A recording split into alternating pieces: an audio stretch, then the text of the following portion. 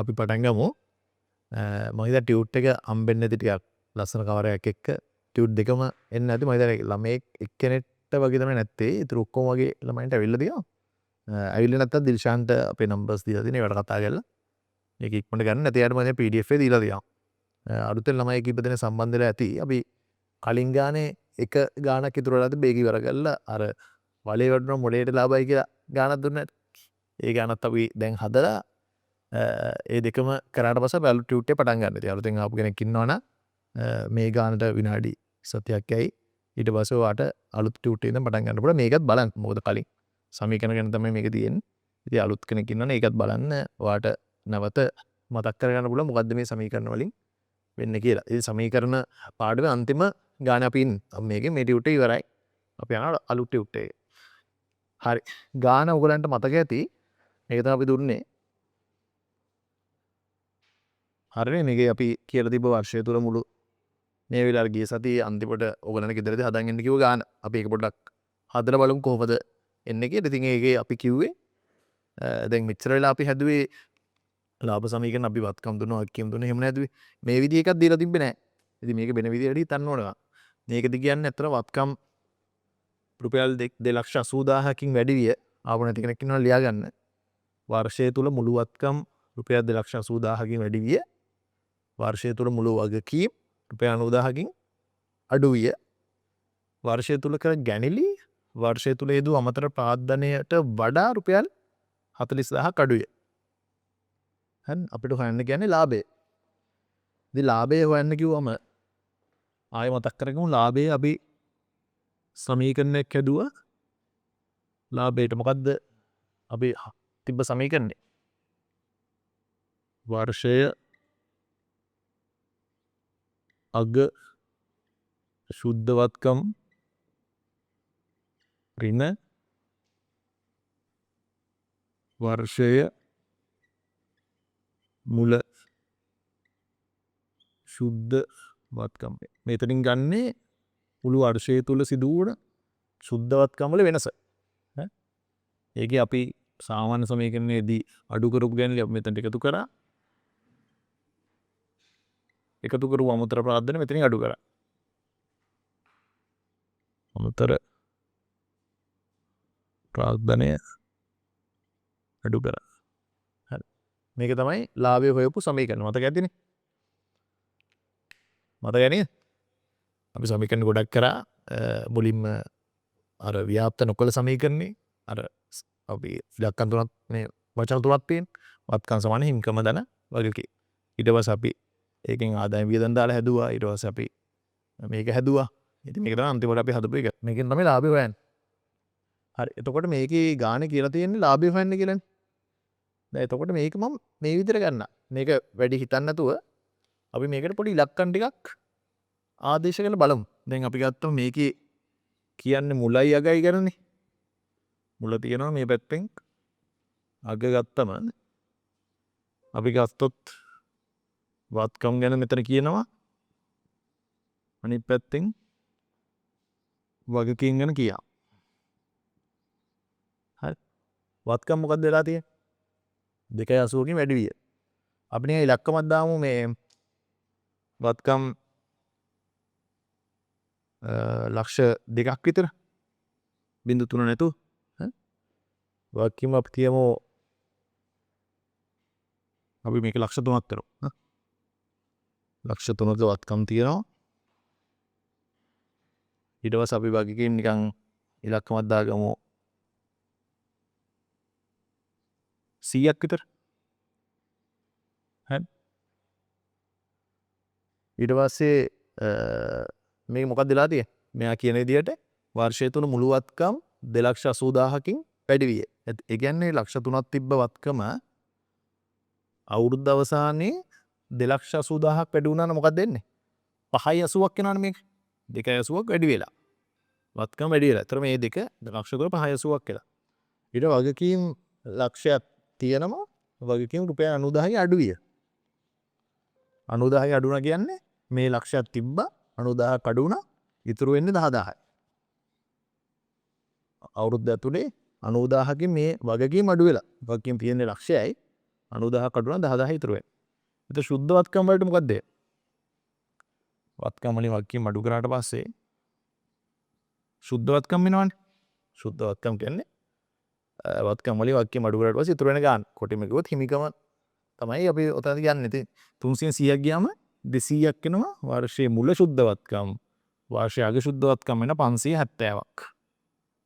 570යි. හරි. 570 200යි. හරි. අපි ඒක මේ ලාභ සමීකරණ ඇතුළට දැම්මොත්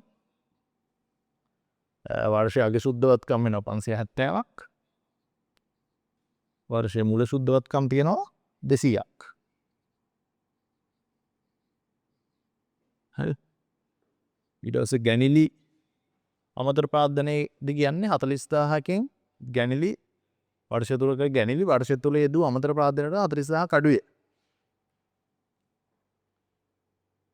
ඔව්. එතකොට මේ අපි හිතුවොත් ගැනිලි තිබ්බ කියලා අපි ලේසි ලකම 100යි කියලා.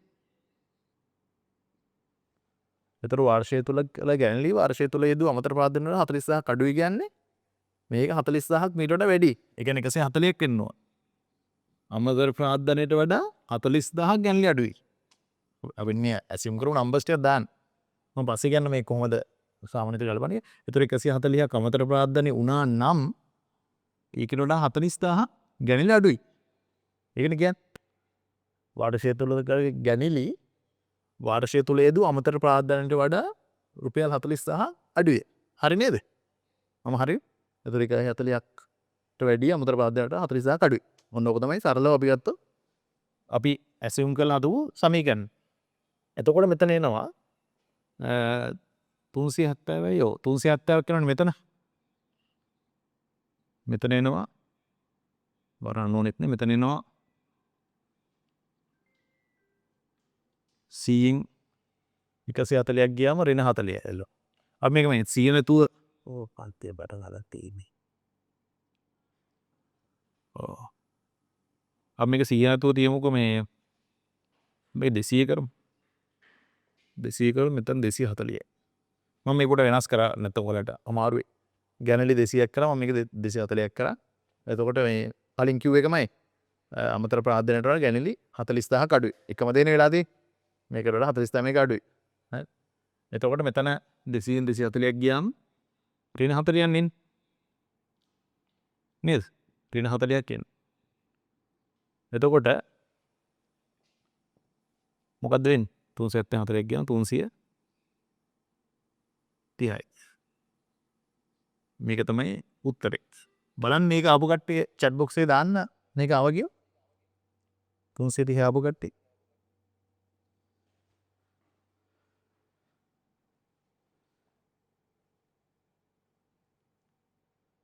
හරි. මේකේ මේ ඕගොල්ලෝ මාර මේක සෑහෙන වැදගත් මම මේක ඇල්ලට එන්න. දැන් මෙතනට එද්දි මේක හිතන්න පුළුවන් එක එක විදිහවලින්. දැන් අපි ගත්තා මෙතන වත්කම් ගත්තම ඕලන්න පේනවා 300 තිබ්බ වත්කම් 580ක් වුණා. හරිද? මම අහන්න එක ප්‍රශ්නයක්. දැන් මෙතන ආවනේ සුද්ධ වත්කම් ඉලක්කමක්. මෙතනත් ආව සුද්ධ වත්කම් ඉලක්කමක්. එතකොට වත්කම් වැඩි වෙන්න සුද්ධ වත්කම් වලට මොකද්ද වෙන්නේ? වත්කම් වැඩි වෙද්දී සුද්ධ වත්කම් වලට මොකද්ද වෙන්නේ? වත්කම් මේ පැත්තේ වැඩි වෙද්දී සුද්ධ වත්කම් වලට මොකද්ද වෙන්නේ? වත්කම් වැඩි වෙද්දී සුද්ධ වත්කම් අනිවාර්යෙන් වැඩි වෙනවා. ඒ සුද්ධ වත්කම් හොයන්නේ වත්කම් වලින් වගකීම් අඩු කරලානේ. ඒතර වත්කම් වැඩි වෙනවා කියන අනිවාර්යෙන් සුද්ධ වත්කම් වැඩි විය යුතුමයි. හරි. එතකොට මෙතන ගානේ පළවෙනි වාක්‍ය කියන්නේ මොකද්ද? මුළු වත්කම් ලක්ෂ 280 ගේ වැඩි විය. ඒ කියන්නේ අනිවාර්යෙන් 280 ගේ වැඩි වුණා කියන්නේ මොකක්ද වෙලා තියෙන්නේ? සුද්ධ වත්කම් වලට මොකද්ද බලපෑම? 280ක් ධන බලපෑමක් තියෙනවා. ඒ කියන්නේ 280ක් සුද්ධ වත්කම් වැඩි විය යුතුමයි. මේ ඉලක්ක අමතක කරනවා මේවා උපකල්පනය කරපු ඉලක්කන්නේ. ඒතර උඹලා හිතුවොත් මේක සුද්ධ වත්කම් වැඩි වෙන්න ඕනේ 280. අනිත් පැත්තෙන් හිතන්න. දෙවෙනි වාක්‍යය. වර්ෂය තුල මුළු වගකීම් රුපියල් 90000 අඩු විය. ඔන්න අපි යනවා වගකීම් පැත්තට. වගකීම් වැඩි වෙන්න සුද්ධ වත්කම් වලට මොකද්ද? දැන් මේකේ තියෙන වගකීම එන්න වැඩි වෙනවා. මෙතන 100න් තියෙන 300 වත්කම් තියෙන 100ක් වගකීම් මේක එන්න වැඩි වෙනවා. 100 200 වෙනවා. 200 වුණොත් මේ සුද්ධ වත්කම් කියන ඉලක්කයට මොකද්ද වෙන්නේ? ඒක අනිවාර්යෙන් අඩු වෙනවා. දැන් මේක 100 කේදී සුද්ධවත්කම 200 නම් මේක 200 දී සුද්ධවත්කම 100ට අඩු වෙනවා. මොකද මේක අඩු කරන අගයක්. හරිද? මේක අඩු කරන අගයක් වැඩි වෙද්දී අනිවාර්යයෙන් සුද්ධවත්කම් කියන ඉලක්කම එන්න අඩු වෙනවා. සුද්ධවත්කම් වල බලපෑම අඩු වෙනවා. එතකොට මේ දැන් මෙතන කියන්නේ මොකද්ද? වගකීම් මොකක්ද වෙලා තියෙන්නේ? වගකීම් අඩු වෙලා තියෙන්නේ. වැඩි වෙලා නෙමෙයි. වගකීම් වැඩි වුණොත් වෙන්නේ මොකද්ද? සුද්ධවත්කම් අඩු වෙනවා. හරි? වගකීම් අඩු වුණොත් දැන් මේක 100 නෙමෙයි මෙතන 1යි තියෙන්නේ. 1යි නම් තියෙන්නේ මේක 299ක් වෙනවා. සුද්ධවත්කම් 99ක්ම වැඩි වුණා. වගකීම් අඩු වෙන්න සුද්ධවත්කම් වැඩි වෙනවා. පැහැදිලි? වගකීම් අඩු වෙන්න මොකද අඩු කරන ඉලක්කම අඩු වෙන්න මෙන්න මේ ඉලක්කම වැඩි වෙනවා. හරි? එතකොට සුද්ධවත්කම් වගකීම් අඩු වෙද්දී වැඩි වෙනවා. හරි? එතකොට මේක මේ වගේ දෙයක් කිව්වම ඔයාලට තේරෙන්න ඕනේ. ඔයගලන් දන්න දැනුමෙන්ම තේරෙන්න ඕනේ. මෙතන සුද්ධවත්කම් වලට ධන බලපෑමක් තියෙනවා. එතකොට මෙතන අඩු වෙලානේ තියෙන්නේ. වගකීම් ගාන විදිහට අඩු වෙලා තියෙන්නේ. එතකොට 90000ක් සුද්ධවත්කම් වැඩි වෙන්න ඕනේ. හරි. එතකොට මේකත් වැඩි වෙනවා. හරි මේ දෙකම වැඩි වෙනවා. සුද්ධවත්කම් වලට කොටින්ම කිව්වා 370ක වැඩිවීමක් වෙලා තියෙනවා. බලන්න මෙතන අපි කිව්වා වගේම ඔන්න 370ක් තාම. දැන් මේ ඇවිල්ලා අපි ඉලක්කම් හිතලා හදපු එකනේ. දැන් ඉලක්කම් හදන්න නැතුව හිතුවා. දැන් මේ 280 90 ගැන ඉලක්කම් හදුවේ නැහැ. ගාන තියෙන ඉලක්කම් දෙක. ඉතින් මොකක්ද වෙලා තියෙන්නේ? මේ ඉලක්කම ආවනේ. පැහැදිලි? ඒ වගේම තමයි මේකත්. ගැනලිත් ඔයාලට එතනින්ම ගන්න පුළුවන්. ගැනලි වලට වඩා අමතර ප්‍රාර්ථනය 40000ක් අඩුයි කියන්නේ.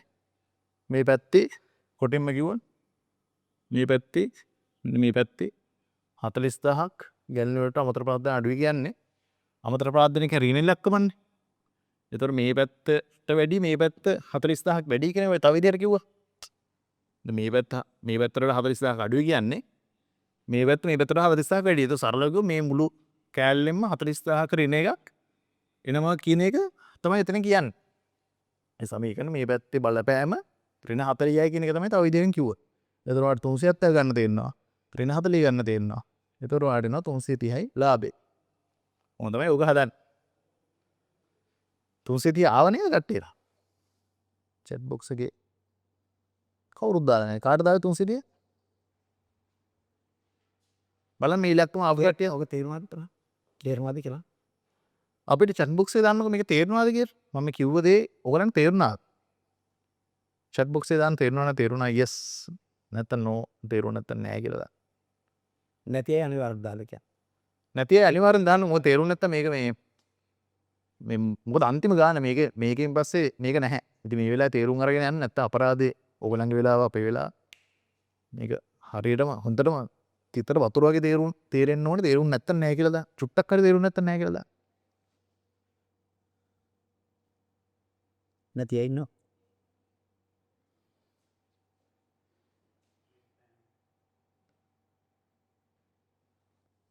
එක්කෙනෙක් ඉන්නවා. සොසින් එක්කෙනෙක් ඉන්නවා. හරි අපොට රත්නසේකර සර්ට දෙමු. දැන් මම පැහැදිලි කරු ක්‍රමයට අපිට වෙනස් විදිහට සර් කියනවා. හරි. එහෙනම් දුවේ පුතේ අපි බලමු චුට්ටක් මේ අය මේක මේ නොතේරුණු දෙන්නෙක් විතර ඉන්නවා. වගේ දෙන්නෙක් විතර ඉන්නේ. මහ ගොඩක් නැහැ. කොහොමදත් අර තේරුණු අයටත් අර චුට්ටක් පොඩි පොණ වෙන ඇස්පෙක්ට් එක මම මේ පස්සතර ලියපුවම ආයෙ ලියනවා. මේ මොකද ඉලක්කම ලියනකොට තමයි පොඩ්ඩක් තේරෙන්නේ. දැන් අපි මේ සමීකරණය මම සමීකරණ ලියන්නේ නැහැ. අපිට මෙන්න මෙතන ගන්නේ වර්ෂයේ අග සුද්ධවත්කම් වලින් වර්ෂයේ මුල සුද්ධවත්කම් අඩු කරපුවාම එන්නේ වර්ෂය තුල සුද්ධවත්කම් වල වූ වෙනස. අපිට මේ ඉලක්කම වෙනමයි නැතත් වර්ෂය තුල සුද්ධවත්කම් වල වැඩිවීම හෝ අඩුවීම කියන්නේ මේකට වඩා මේක වැඩි වෙන. ඒකට මේක දන උත්තරයක් ඒ. වර්ෂය තුල සුද්ධවත්කම් අඩු වුණා නම් මේ මුල තිබ්බට වඩා අනුගම් අඩු නම් ඒක ඍණ උත්තරයක් එන. ඔන්න ඒක තේරුම් ගන්නකො ඉස්සෙල්ලා. අපිට මෙතන ඕන වෙන්නේ වර්ෂය තුල සුද්ධවත්කම් වල වූ වෙනස. ඔය එන්නේ. හරි වර්ෂය තුල සුද්ධවත්කම් වල වූ වෙනස. ඒතර මේ වර්ෂයේ මුල සුද්ධවත්කමට වඩා අග වැඩි නම් අන්න ඒ කියන්නේ සුද්ධවත්කම වැඩි වෙලා. වැඩි වෙලා නම් මේකෙන් මේක අඩු කරපුවා ධන උත්තරයක් එනවා. වර්ෂයේ මුල සුද්ධවත්කමට වඩා අග සුද්ධවත්කම අඩු වෙලා අර මේක කුණයි මේක ලොකුයි නම් මෙතන හින උත්තරයක් එනවා. පැහැදිලිනේ? එහෙනම් මෙතෙන් දෙන්නේ වර්ෂය තුල සුද්ධවත්කම් වල වෙනස. අතන ගැනිලි අමතර ප්‍රාප්තන එනවා. දැන් මේ ගානේ ප්‍රශ්නයක් තියෙන්නේ ඒතකොට දැන් වර්ෂයේ මුලයි මුල කියන වර්ෂයේ ආරම්භය වර්ෂයේ අගයි ගත්තොත් මෙතන සාමාන්‍යයෙන් වත්කම් වලින් වගකීම් අඩු කරලා නේ අපි සුද්ධවත්කම් හොයන්නේ. වර්ෂයේ මුල වත්කම් වලින් වර්ෂයේ මුල වගකීම් අඩු කළොත් වර්ෂයේ මුල සුද්ධවත්කම් එනවා. මේක එනවා. වර්ෂයේ අගවත්කම් වලින් වර්ෂයේ අග වගකීම් අඩු කළොත් වර්ෂයේ අග සුද්ධවත්කම් එනවා. නේ? දැන් මේ ගානේ එක විදිහක් තමයි මේ පරිසර මුලින් හැදුවීම ආය හදන්න එකම තමයි මේ මොකද වෙන එකක් නෑ හදන්න. හරි. එතකොට මේ අපි මේ සමීකරණයට වර්ෂයේ මුල සුද්ධවත්කම් හොයනවා වර්ෂයේ අග සුද්ධවත්කම් හොයනවා හැබැයි ගාන හිම දීලා නෑ. වර්ෂයේ මුල සුද්ධවත්කම් අග සුද්ධවත්කම් දීලා නෑ. වත්කම් වල වෙනසයි වගකීම් වල වෙනසයි දීලා තියෙනවා. දැන් අපි එහෙම දුන්නාම ඔන්න එක විදිහක් තමයි මේ වර්ෂයේ මුලට උපකල්පිත ඉලක්කම් දෙකක් දාගන්න. උපකල්පනය කරනවා. ඕනෑම ඉලක්කම්. ඔයාලා කැමති ඕනම ඉලක්කමක් දාගන්න ටිකක් ලොකු. හරි? ටිකක් ලොකු ඉලක්කමක් දා. වර්ෂයේ මුලට මේක වර්ෂයේ මුල වත්කම් දීලා නැහැ ඕකේ. වර්ෂයේ මුල වගකීම් දීලත් නැහැ ඕකේ. දීලා නැහනේ. වෙනස විතරයි දීලා තියෙන්නේ. දැන් ඔන්න මම කියන්නේ මෙතෙන්ද උපකල්පනය කරලා ටිකක් ලොකු ඉලක්කම් දෙකක් ඕනම ඉලක්කම් දෙකක් දාගන්න. මොකද මට කමක් නැහැ. උත්තරේ එකයි එන්නේ. හරි? අපි ඔන්න පරිසරද අපි ඉලක්කවනේ මම වෙන එකක් දාන්න මෙතන වත්කම් ඔන්න 500ක් වර්ෂයේ මුල තියෙනවා. හරි? වගකීම් 200ක් තියෙනවා. ඔන්න දැන් දෙකම හිතලා දැන් උපකල්පන. හරි? ඕන ඉලක්කම් දෙකක් දාගන්න. මෙතන 700 400 800 600 අර එහෙම ඕන ඉලක්කම් දෙකක් දාගන්න. අන්න එහෙම දාපුවාම මට වර්ෂයේ මුල සුද්ධවත්කම් වෙනවා 300යි කියලා. පැහැදිලිනේ? ඔන්න වර්ෂයේ මුල සුද්ධවත්කම් ආවා. දැන් අන්න මේ වර්ෂයේ අගට ඉලක්කම් දාන්නේ ඔයාලා මෙතන මොන ඉලක්කම දැම්මත් අර කිව්ව වෙනස. වර්ෂය තුල මුළු වත්කම් 2,80,000කින් වැඩි විය. එහෙනම් මුල තිබ්බ වත්කම් වලට වඩා අග තියෙන වත්කම් 2,80,000ක් වැඩි. පැහැදිලිද? එහෙනම් මෙතන 500 නම් මේ වර්ෂයේ අග මීට වඩා 2,80,000ක් වැඩි. එහෙනම් මෙතන මීට වඩා 2,80,000ක් තියෙනවා 7,80,000 වෙනවා. ඔන්න කවුරු හරි මෙතන 600 දැම්මනම් මෙතන 880 වෙනවා. මෙතන 400 දැම්මනම් මෙතන 680 වෙනවා. හරි? ඕන ඉලක්කමක් දාගන්න. එතකොට උත්තරේ හරියනවා. වගකීම් 90,000ක් අඩු වෙලා තියෙන්නේ. අන්න මෙතන 200 නම් එහෙනම් මෙතන 110නේ. ඔන්න මීට වඩා මේක අඩුයි 110. 90ක්. නේ? එහෙනම් මෙතන 300 දැම්මනම් මෙතන 210 වෙනවා. නේ? මෙතන 400 දැම්මනම් මෙතන 310 වෙනවා. මෙන්න මෙතන 280ක් වැඩියෙන් ලියලා මේක 90ක් අඩුවෙන් ලියලා මේ උත්තරේ ගන්න. 7 එකක් 7යි 7 එකක් 6යි 970යි. කලින්ද අපි ඉලක්කන්න වෙන්නේ. ඔය විදිහට මොනවා ඉලක්කම් එයි මට ඕන මෙන්න මේ සුද්ධවත්කම් අතර වෙනස. ඇතර මේ සුද්ධවත්කම් අතර වෙනස 370නේ. 370කින් සුද්ධවත්කම් වැඩි වෙලා තියෙනවා. වර්ෂයේ මුල තිබ්බට වඩා අග සුද්ධවත්කම් 370කින් වැඩි කියලා තමයි ඔය කියන්නේ. හරි? දැන් ඉතින් අර පසුසර දැන් මම මේකට කෙලින්ම ඔය ඉලක්කම් ටික දාලා මේක හැදී හැක ඕන. ඒ තමයි වර්ෂයේ අග සුද්ධවත්කම් 670යි වර්ෂයේ මුල සුද්ධවත්කම් 300යි. ඔනේ දෙක හරි. අරක පැහැදිලිනේ. ඒ සමහරුන්ට සිංහල තේරෙන්නේ නැහැ. ඉතින් ප්‍රශ්න තියෙනවා. අර වාක්‍ය වර්ෂය තුල කළ ගැනිලි වර්ෂය තුල යෙදූ අමතර ප්‍රාග්ධනයට වඩා අඩු. දැන් සමහරුන්ට සිංහල තේරුන්නේ නැතුවම භාෂාවේ ගැටලු තියෙනකොට වැඩි මොකක්ද අඩු මොකක්ද කියලා වාක්‍යෙන් තේරෙන්නේ නැහැ. මම අත්දැකීමෙන් දන්නා සමහර ළමයින්ට තේරෙන්නේ නැහැ. ඔය කියන්නේ වර්ෂය තුල කළ ගැනිලි. ඕනනම් එතනින් කමවක් දාන්න. ගැනිලි ඔය අමතර ප්‍රාග්ධනයට 40,000ක් අඩුයි. හරි? අමතර ප්‍රාග්ධනයට ගැනිලි අඩුයි. එන අමතර ප්‍රාග්ධනය 150 නම් ගැනිලි ඊට වඩා 40,000ක් අඩුයි. එහෙනම් ගැනිලි මෙතන 110 එන්නේ. නේ? පැහැදිලි? ඔන්න එතකොට මෙතන එනවා වර්ෂයේ මුල සුද්ධවත්කමට අග සුද්ධවත්කම් 370ක් වැඩි. හරි? මෙතන ගැනිලි වලට අමතර ප්‍රාග්ධනය වැඩි, ගැනිලි අඩුයි. ඒ නිසා මෙතන ඍණ 40ක් එනවා. අන්න දැන් ධන 370 ඍණ 40 ආපුවම 330යි කියලා ලාභය අපට එනවා. ඕක පස්සේ සර් ගත්ත ඔය විදිහටම. හරි? මොන ඉලක්කම දාලා ගත්තත් ඔයාලට මෙන්න මෙතන සුද්ධවත්කම් අතර වෙනස 370 වෙයි. ඔයාලට ඕන ඇත්තට මේ ඉලක්කම් දෙක ඔයාලට ඕනේ නැහැ. මේ වෙනස තිබ්බනම් ඇති. සුද්ධවත්කම් වල වැඩිවීම හෝ අඩුවීම තිබ්බනම් ඔය ගන්න හැදිය හැකියි. අන්න සුද්ධවත්කම් වල වැඩිවීම හෝ අඩුවීම ගන්න තව විදිහක් තමයි මේ කියන්නේ. මෙන්න මේ වර්ෂයේ මුල සුද්ධවත්කම් හොයලා වර්ෂයේ අග සුද්ධවත්කම් හොයලා ගන්නේ නැතුව මේ වෙනස 370 ගන්න පුළුවන් තව විදිහක් තමයි පසුතැවිලි කිව්වේ. එතකොට කෙලින්ම මෙතෙන්ද වෙනස දැම්ම හැකි අපට. හරි?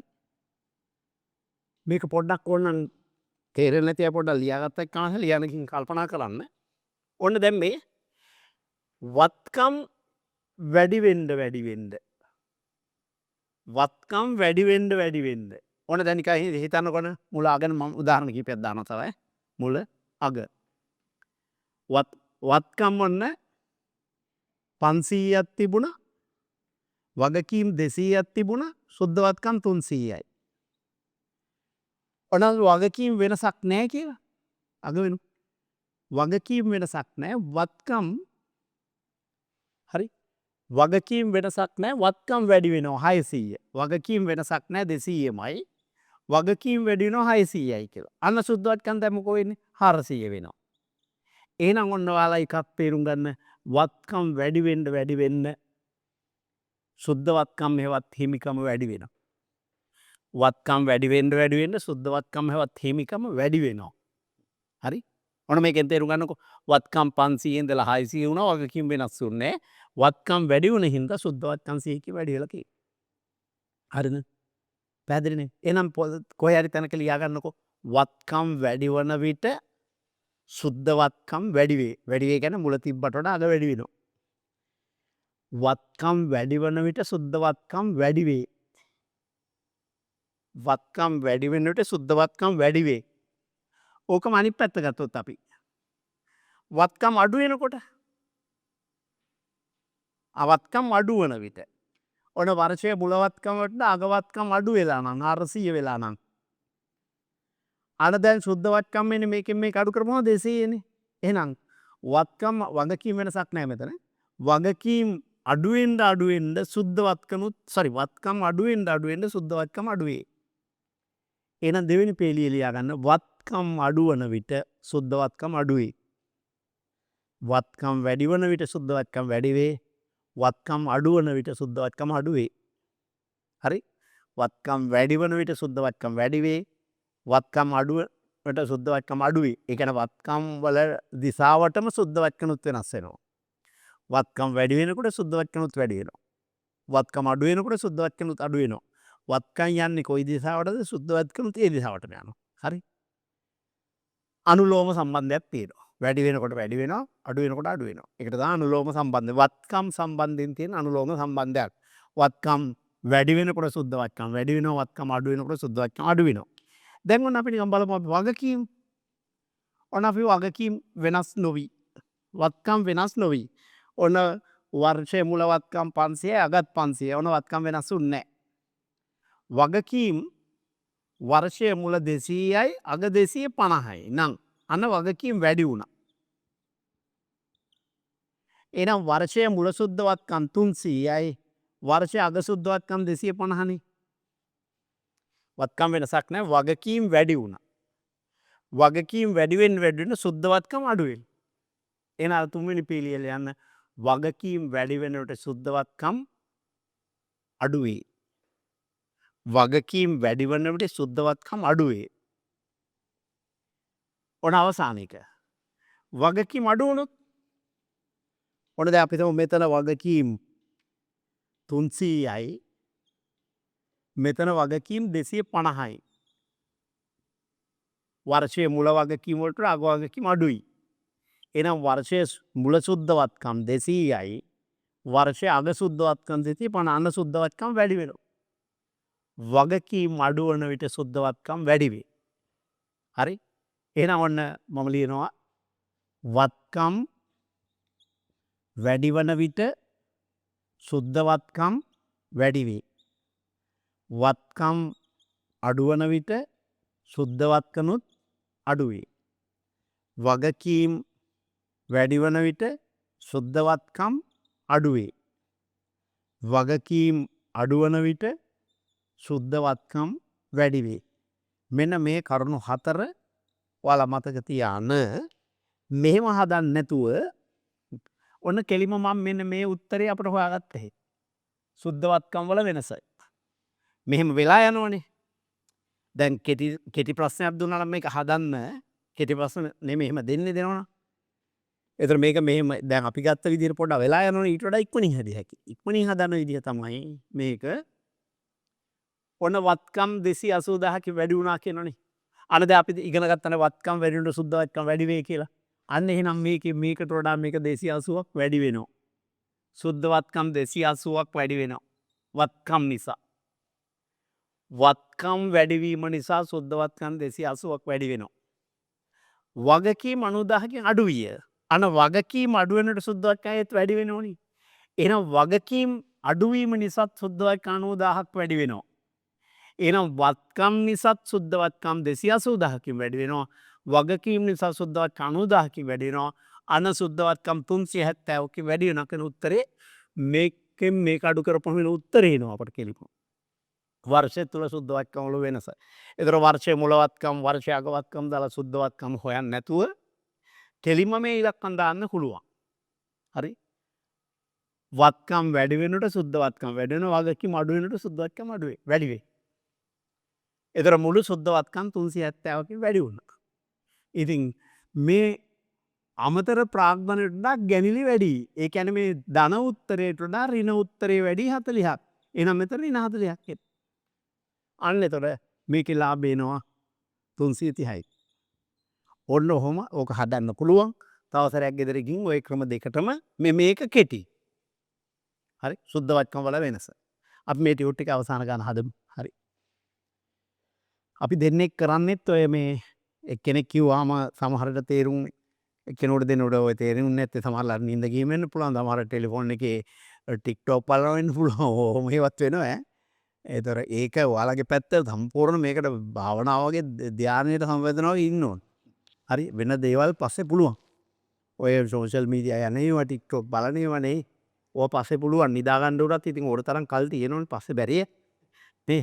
ඒතර මේ පැය දෙකේ මුකුත් නොකර මේ වෙනුවෙන් ඇරෙන්න ඕන ඉතින්. හරි? ඒක ඔයාලා හිතේ කරන්නේ නැත්තම් ඉතින් මෝඩයි ඈ. මේ පැය දෙක මේ වෙනුවෙන් කැපකලේ නැත්තම් වෙන දේවල් මේ පැය දෙකෙක් කරනවා නම් හරි ඒවට ඕන තරම් කල් ගන්න පුළුවන්. තව දෙපැය දෙක හතරක් තියෙනවා. දැන් අපි තව 22ක්ම එළියේ තියෙනවා නේ. ඒවට ඒ වෙලාව දාගන්නකම් මේකට නිදාගන්නෙත් නැතුව නේ වෙන දේවල් වලට එයා හිතවමු කරන්නෙත් නැතුව මේකම අහගෙන ඉන්න වැඩි තේරෙනවා. එතකොට හරි බලමු පීලංගාන හදලා අපි දෙන්නෙක් ඉන්නෙත් ඒකයි. මේ ඔයාලට මොකක් එක්කෙනෙක් කියනකොට තේරුන්නේ නැත්තම් පොඩ්ඩක් අඩුපාඩුවක් තිබුණා නම් අනිත් එක්කෙනා එයි එතකොට හරි.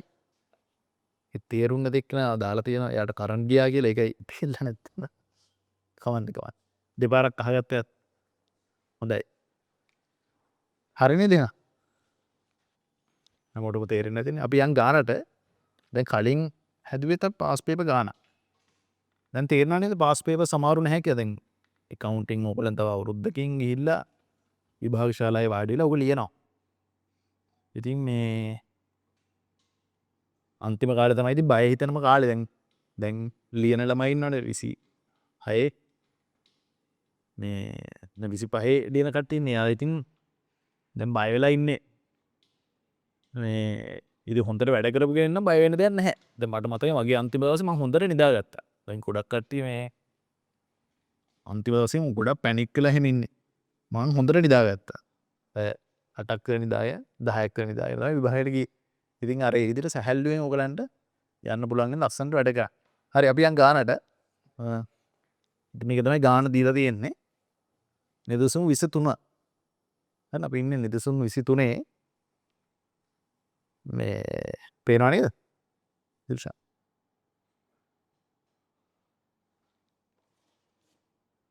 හරි. ඉතින් මේකේ පළවෙනි කැලලට යන්න. මේක කියලා තියෙන්නේ මේකත් පාස් පේපර් ගානක් හොඳයි. මේකත් පාස් පේපර් ගානක් මේක හදමු. පළවෙනි 23 1 නිශ්චිත කාල පරිච්ඡේදයක් තුළ කාලය බීලා නැහැ. කාල පරිච්ඡේදයක් තුළ මුළු වත්කම් රුපියල් 6000න් අඩු වී ප්‍රාර්ථනයේ 12000න් වැඩි වූයේ නම් එම කාල පරිච්ඡේදය තුළදී මුළු වගකීම වෙනස් වූ ප්‍රමාණය සහ ආකාරය වැඩි වෙලාද අඩු වෙලාද ආකාරය කුමක්ද කියලා අහලා තියෙනවා. හරි. මේක දීලා තියෙන දේවල් තුනයිනේ. මොකද්ද කියන්නේ මේකේ? වත්කම් තියෙනවා. ප්‍රාර්ථනය ගැන අහන්න. ප්‍රාර්ථනය කියලා ලියමු අපි මෙතන. මේකම නතු. ප්‍රාර්ථනය තියෙනවා. වගකීම තියෙනවා. මොකද්ද මේ කියන්නේ? වත්කම් කිසියම් නිශ්චිත කාල පරිච්ඡේදයක වත්කම් 6000ක් අඩුයි. වත්කම් 6000ක් අඩු වෙලා නම්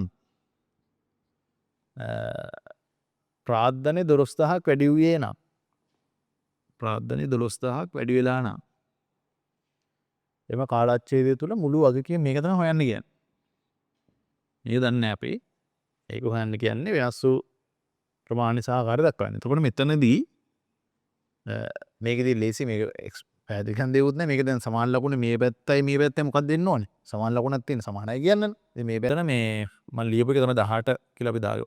18ක් අඩු වෙන්න ඕනේ. එතකොට කොටිම කිව්වොත් මේක මේ මෙතන දීලා තියෙන වැඩිවීම සහ අඩුවීමනේ. මේක මේ විදිහට ගන්න මේකේ මේ ඇවිල්ලා මේ ප්‍රාර්ථනයේ කියන ඉලක්කම මොකක්ද කියලා නෙමෙයි මේ තියෙන්නේ. මේ ප්‍රාර්ථනයේට මොකක්ද උනේ කියන එක තමයි මේ තියෙන්නේ. ඒතර වත්කම් මේ පැත්තෙන් වත්කම් 6යි කියලා නෙමෙයි මේ කියන්නේ. වත්කම් 6ක් අඩු වෙලා මේ පැත්තෙත් සම්පූර්ණ 6ක් අඩු විය යුතුයි. ඒතකොට මේ පැත්ත 6ක් අඩු වෙන්න නම් දැනට 12ක් මෙතන වැඩි වෙලා නම් මෙතන මොකක්ද දෙන්න ඕනේ? මෙතන 18ක් අඩු වෙන්න ඕන. එතකොටනේ සම්පූර්ණ 6ක් අඩු වෙන්නේ. කොටින්ම කිව්වොත් මේ වැඩි වෙච්ච මේක වැඩි වෙන ප්‍රාර්ථනයේ 12ක් වැඩි වෙලා තියෙනවා. මේ වැඩි වෙච්ච 12ත් කපාගෙන ගිහිල්ලා මේ 18 අඩු වෙන්න ඕන. හරි. එතකොට අඩු වුණොත් තමයි මේක සම්පූර්ණ මේ කෑල්ලම අඩු වෙන්නේ. දැන් මම ආයි කියනවා දැන් සමාන ලකුණ මේ පැත්ත අඩු වෙලා තියෙනවා ඍණ 6ක්. එතකොට මේ පැත්තත් ඍණ 6ක් විය යුතුයි. ඒක පැහැදිලිනේ. එතකොට මේක කියලා තියෙනවා ප්‍රාර්ථනයේ 12ක් වැඩි වෙලා. ප්‍රාර්ථනයේ රුපියල් 12000න් වැඩි වෙලා. නම් වගකීම් වලට මොකක්ද වෙලා තියෙන්නේ? වගකීම් එතකොට කොටින්ම කිව්වොත් වෙලා තියෙන්නේ එක්කෝ අඩු වෙලා හරි වැඩි වෙලා හරි නේ තියෙන්නේ. අපි ඒක තමයි දැන් කියන්න ඕනේ. එතකොට ප්‍රාර්ථනයේ 12ක් වැඩි වෙලා අපිට එන්න ඕනේ ඍණ 6 කියන උත්තරේ. ඒ කියන්නේ අපේ අතට මේ පැත්ත 6ක් අඩු විය යුතුයි. එතකොට මේ පැත්ත 12ක් වැඩි වෙලා නම් මේ පැත්ත සම්පූර්ණ එකතුව 6ක් අඩු වෙන්න නම් මේ වැඩි වෙච්ච ප්‍රමාණය කපාගෙන තව 6ක් අඩු වෙන්න ඕනේ. ඒක තමයි මේ 18යි කියලා දැම්මේ. එතකොට මේ ප්‍රමාණයත් කපලා එතකොට 12ට 12 කැපිලා තව 6කුත් අඩු වෙලා තියෙනවා. එතකොට වගකීම් සම්පූර්ණයෙන් 18ක් අඩු වෙන්න ඕනේ. එතකොට පැත්ත ලස්සන බැලන්ස් වෙන්නේ 6 6. හරි. එතකොට මේ එතන 18යි 18ක් අඩු වෙනවා කියලා තමයි අපි දාන්න ඕනේ. හරිනේ? එතකොට මේකේ උත්තරේ ලියා ගන්න යද්දි වගකීම් 18000කින් අඩු වේ. වෙනස් වූ ප්‍රමාණයේ ආකාරයේ තියෙන වැඩි වෙලාද අඩු වෙලාද කියලා තියෙනවා ප්‍රමාණෙත් තියෙනවා. ප්‍රමාණය ඇවිල්ලා 18000යි වෙලා තියෙන අඩුවීමක්. ඒක ලියාගමු. වගකීම් 18000කින් අඩු වේ. වගකීම් 18000කින් අඩු වේ. හරිනේ? ඒක හරි. තේරුම් නැත්නම් chat box එකේ දාන්න. දැන් අපි අර කලින් දීපු ගානේ ටික අමාරුයි හොඳේ. ඒක සාමාන්‍ය එහෙම ගණන් පොඩ්ඩක් අර කරකවල හිතන්න මම හිතන්නේ පන්ති වෙන පන්තිවල නැතුව ඇති වගේ ගණන්. ඒකට අමාරු කියන දේ හිතන විදිය වෙනස්. එක එක විදියට මේක දෙන්න පුළුවන්. අපි යම් මේකේ දෙවෙනි කොටසට 23 2 23 2 ඒ කියන්නේ සේවා ව්‍යාපාරයක නිරතව සිටින සත්සරගේ ජූනි මාසය සඳහා සංක්ෂිප්ත මුදල් දත්තයන් සමීකරණ ස්වරූපේ 5ක් දක්වා ඇත. අංකයන් යොදා ඇති සෑම පේලියක්ම ප්‍රකාශ කරන්නේ සමීකරණය කෙරෙහි යම් ගණිතයක් ඇති වූ බලපෑමකි. අපි කලින් මේ වගේ හදලා තියෙනවා. අංක 7 දරන ගනුදෙනු හැරුණු විට හැම ප්‍රාර්ථන වැඩිවීමක් හා අඩුවීමක්ම ශුද්ධ ආදායම් කෙරෙහි බලපායි. එතකොට 7 ඇවිල්ලා ශුද්ධ ආදායම කෙරෙහි බලපාන්නේ නැහැ. ශුද්ධ ආදායම කියන්නේ ලාභේ. ලාභයට බලපාන්නේ නැහැ. ලාභයට බලපාන්නේ නැහැ කියන්නේ අඩුවීමක් නම් මොකක්ද දෙන්න ඕන? ලාභයට බලපාන්නේ නැති අඩුවීමක් නම් ගැනලි විය යුතුයි. වැඩිවීමක් නම් අමතර ප්‍රාර්ථනයක් විය යුතුයි. ඔය දෙක විතරනේ තියෙන්නේ. ලාභයට බලපාන්නේ දෙකයි තියෙන්නේ. එක්ක ගැනලි එක්ක අමතර ප්‍රාර්ථනය. ඒක වැඩිවීමක් නම් වෙන්නේ ප්‍රාර්ථනය වැඩිවීමක් නම් අනිවාර්යයෙන් ඒක අමතර ප්‍රාර්ථනය අඩුවීමක් නම් ඒක ගැනලි. අපි 7 හදද්දී ඒක බලාගමු. අපි දැන් එකේ ඉඳන් යන්. එතකොට මේක කරන්න තියෙන්නේ පළවෙනි ගාන හරියට කියවන්න ගොඩක් ඒවා අහලා තියෙනවා. එකෙනෙක් ගණදෙනු විස්තර කරනවා. අපි ඒක ලියාගමු. ඔයගොල්ලෝ පොතේ ලියාගන්න. 23 එකේ ආදාළ පළවෙනි එක ලියාගන්න.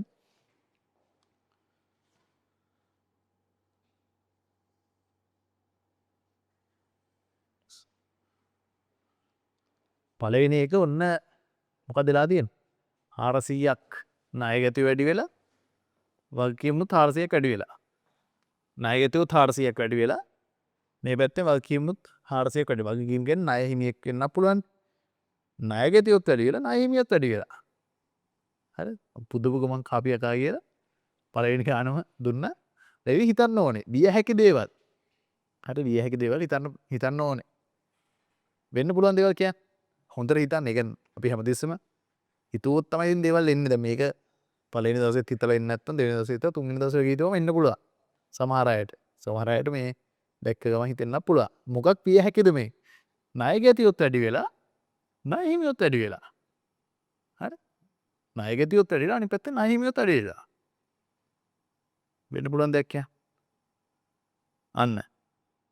ණය හිමියට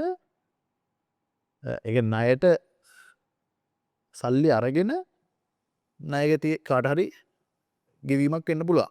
ණයට අරන් ණයට දීමක් වෙන්න පුළුවන්. අපි ණයට සල්ලි අරගෙන ණයට දෙන්න පුළුවන්. ඉතින් ඒක ඇත්ත ජීවිතේ වෙනවා. ඉතින් මටත් උනා මේ ඇත්තම කිව්වොත් ඉතින් මගේ ඉස්කෝලේ කාලේ කැම්පස් කාලේ එහෙම තාත්තා සල්ලි දුන්නෙත් නැහැ. මම ඉතින් අමාරුවෙන් හොයාගත්ත පොකට් මනි දුන්නා. ඉතින් පොකට් මනි කියලා ලොකු දෙයක් කරන්න බෑනේ. ඉතින් කැම්පස් එකේ ළමයි ඉරන් ඉන්න මම මාර රිච් මේ මෙහෙම වියදම් කරන්න ඇත්ති බදා සල්ලි තියනවා කියලා. ඉතින් ඕනම සමහරු හිතන් ඇති එහෙම ඇදුවේ නෑ අපිව. ඉතින් එහෙම ඇත්ති බදා හිතන් කරන්න සල්ලි තිබ්බේ නෑ. ඉතින් සමහරු වෙන්නේ ණයට ඉල්ලන. ඉතින් මුන්ට නැත්තම් කාටද තියෙන්නේ වගේ ණයට ඉල්ලන. ඉතින් මට දවසක් ඔය ෆයිස් කියලා මේ මුස්ලිම් ළමයෙක් සල්ලි අරගෙන කිල්ල අන්තිමට මේ දෙන්න මුණා ඒ මිනිස්සයා කියලා මේ උඹට සල්ලි නැත්තම් කාටද තියෙන්නේ හොම කියද මට සල්ලිත් නෑ. මං ඊට පස්සේ යාළුවෙක්ගෙන් ණයට අරගෙන පොරට ණයට දුන්නා. කැම්පස් කාලේ ඉච්ච දෙයක්. ඉතින් ණයට අරගෙන මං ණයට දුන්නා. ඉතින් ඒකම තමයි මේ කියන්නේ. ණයගැතියෙක් හැදලා තියෙනවා 400ක්. මේ පැත්තේ වගකීම් මොකද ඇවිල්ලා තියෙනවා. හරි. මේ ඉතින් ඒක අපි ලියාගමු. රුපියල් 400ක් ණයට ලබාගෙන ණයට දීමක්. අංක 1. රුපියල් 400ක් ණයට ලබාගෙන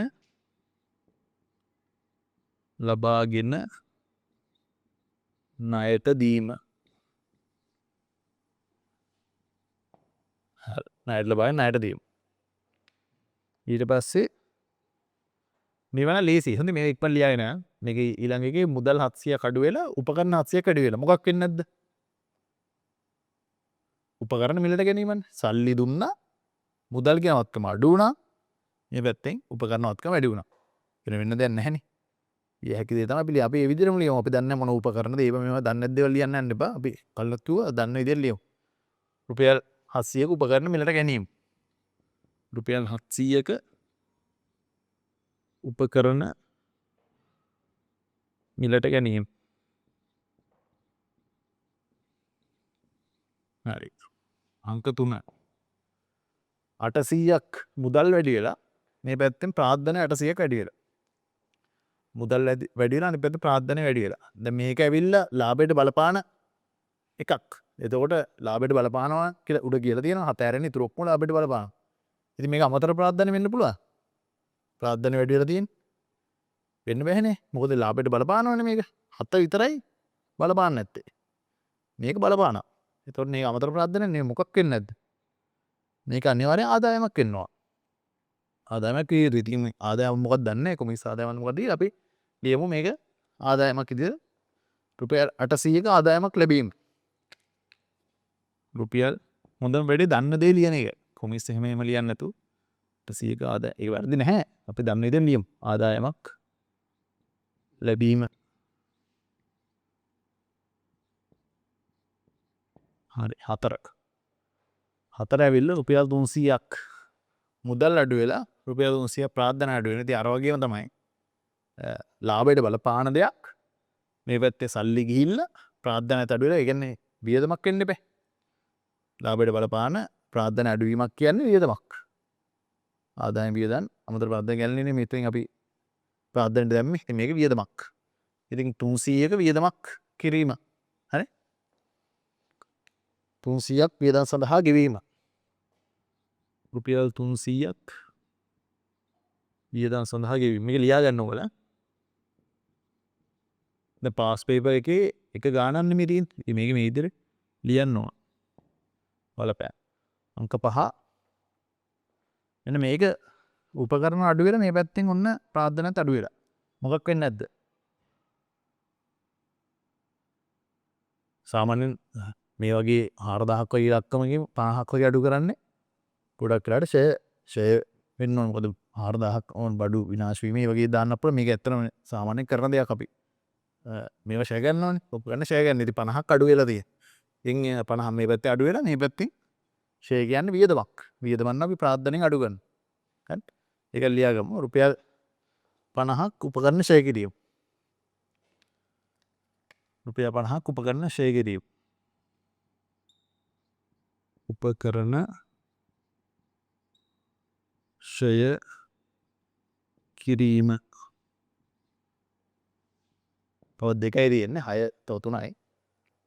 මෙන්න මේකේ මට කියන්න පුළුවන් නම් chat එකෙත් දාන්න කට්ටිය මේ 300 ඇවිල්ලා ණයගැතියොත් අඩු වෙලා ප්‍රාර්ථනාවත් අඩු වෙලා දේවල් දෙකක් වෙන්න පුළුවන්. එක්කෝ බොල් ණයක් වෙන්නත් පුළුවන්, එක්කෝ දුන්නට්ටමක් වෙන්නත් පුළුවන්. අපි ප්‍රාර්ථනාවෙන් අඩු කරනවා ණයගැතියගෙන් අඩු කරලා ණයගැති කියන වත්කම අඩු වෙනවා. දුන්නට්ටමක් දුන්නා අඩු කරනවා. බොල් ණයක් වෙන්නත් පුළුවන්. මොකක් වෙන්නේ නැද්ද? chat එකේ දාන්න බෑ. මොකක් වෙන්නේ නැද්ද? මේක මොනවා වෙන්නද? මේක අනිවාර්යෙන් ඇවිල්ලා බොල් ණයක් වෙන්න ඕනේ. හේතුව දුන්නට්ටමක් තියෙනවා නම් සල්ලි එන්න එපා. සල්ලි එද්දින අපි වට්ටම් දෙන්නේ. ඒතර මුදල් කියන වත්කමත් වැඩි වෙන්න ඕනේ. ඉතින් මේ මුදල් වලට මොකුත් වෙලා නැහැ. ණයගැතියෝ මෙයා විතරයි අඩු වෙලා තියෙන්නේ. ඒ නිසා අනිවාර්යෙන් මේක බොල් ණයක්. හරි? අපි බොල් ණයක් කියලා දාමු. තොර රුපියල් 300 බොල් ණය ලෙස කපා හැරීම. රුපියල් 300ක් බොල් ණයක් ලෙස කපා හැරීම. බොල් ණයක් ලෙස කපා හැරීම. අන්තිම දෙක 7 8යි. ඔන්න මේ රුපියල් 100ක් අඩු වෙලා තියෙනවා. ප්‍රාර්ථනාවත් අඩු වෙලා තියෙනවා. වියදමක් නේද? වියදමක් කියලා ලියපු කට්ටිය ඇති.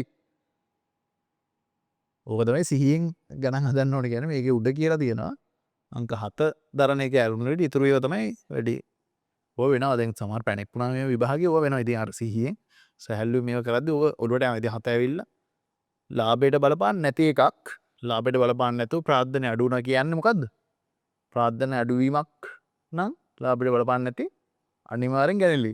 ප්‍රාර්ථනා වැඩිවීමක් නම් ලාභයට බලපාන්නේ නැති අනිවාර්යෙන් අමතර ප්‍රාර්ථනා. ඉතින් මෙතන අඩු වෙලා තියෙන්නේ. ඒ කියන්නේ මේක ගැනලි විය යුතුයි. ඉතින් ගැනලි කියලා අපි දාමු. අයිතිකව රුපියල් 100 පෞද්ගලික ප්‍රයෝජනට ගැනීම. අයිතිකරු රුපියල් 100ක් 100 නේ නේද? 100ක් පෞද්ගලික ප්‍රයෝජනට ගැනීම. පෞද්ගලික ප්‍රයෝජනයට ගැනීම.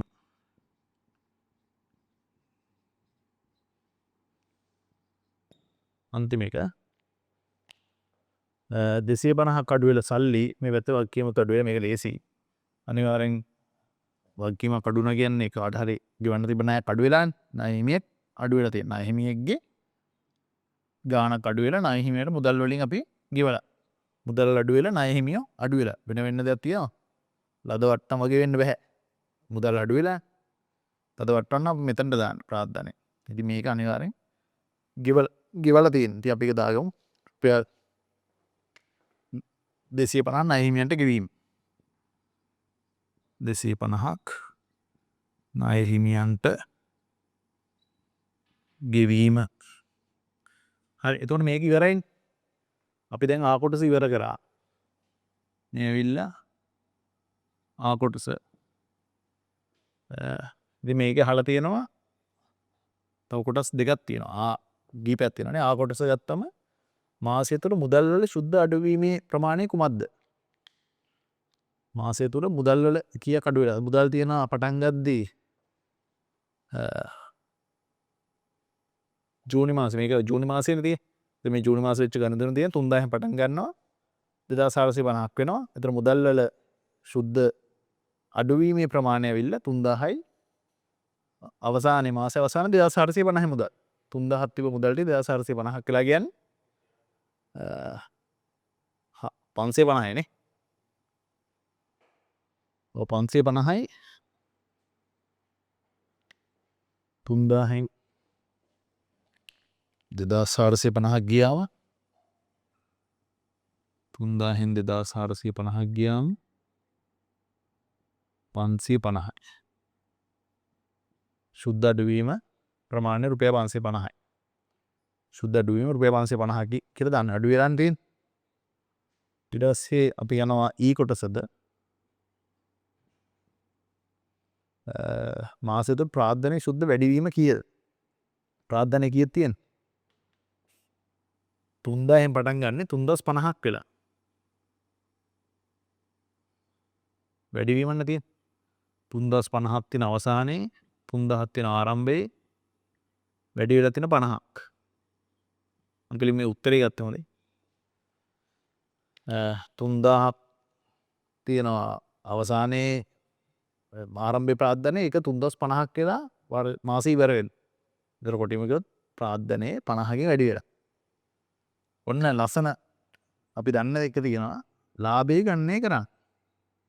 දැන් ලාභය කොහොමද ගන්නෙ? ලාභය ගත්තේ අපි ඕනේ ලාභය ගත්තේ වර්ෂයේ අග ශුද්ධවත්කම උඩ තියෙන සමීකරණ. මේකෙන් අපි ලාභය ගත්තේ. ඉතින් ඕකටම දාන්න. මේක ඕකටම දාන්න. දැන් අපි දන්නවනේ ශුද්ධවත්කම් වල වෙනස. කීයක් තියෙන? අග කීයක් තියෙන? 3050යි. මුල 3000යි. මුල 3000යි. ගැන්ලි කීය? 7 වෙනි එක තිබ්බේ. රුපියල් 100ක්. ගැනලි විදියට අපි ලිව්වනේ 7 වෙනි එක. ඒතර ගැනලි 100යි. අමතර ප්‍රාර්ථනය තියෙනවා. 7 විතරයි මේකට බලපාන්න තියෙන්නේ. මේක මුකුත් නැහැ. අමතර ප්‍රාර්ථනයක් නැහැ. එකයිනේ තිබ්බේ. එතකොට ලාභය කීයද දෙන්නේ? මෙතන 3050න් 3000 ගියා 50යි 100 එකතු කරාම 150යි.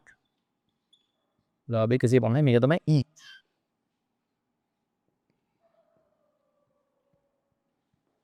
පැහැදිලි නේ? අපි මේ සමීකරණයට දැම්මා. ඉතින් ඕක තව ඉදිරියට යන්න පුළුවන්. ඔයගොල්ලන් නිකන් හිතන්න ඔළුවෙන් හිතන්න. සම්පූර්ණ ප්‍රාර්ථනය මෙච්චර ප්‍රමාණයක් වැඩි වෙලා ඒ වැඩි වෙච්ච ඔක්කොම ලාභයට හොවා ලාභයට බලපාපු දේවල්නේ. එකක් විතර බලපෑවේ නැහැ මේක. ඒක අපි එකතු කරා. ඒ බලපෑම එතනින් කොටිමකද අයින් කරා. අයින් කරාට පස්සේ ඉතුරු සේරම ලාභයට හෝ අලාභයට බලපාන ගනුදෙනු තිබ්බේ. ඉතින් ඔය සුද්ධ වෙනස් වීම 150යි. මේක අපි ඇඩ්ජස්ට් කරාට පස්සේ මේක තමයි එන්නේ. හරි. එහෙම හිතන්න පුළුවන්. ඔය තමයි ඉතින් ලාභය. හරි. ඊට පස්සේ අන්තිම එක මාසයේ සුද්ධ ආදායමෙන් කොපමණ ප්‍රමාණයක් රඳවා ගනු ලැබුවේද?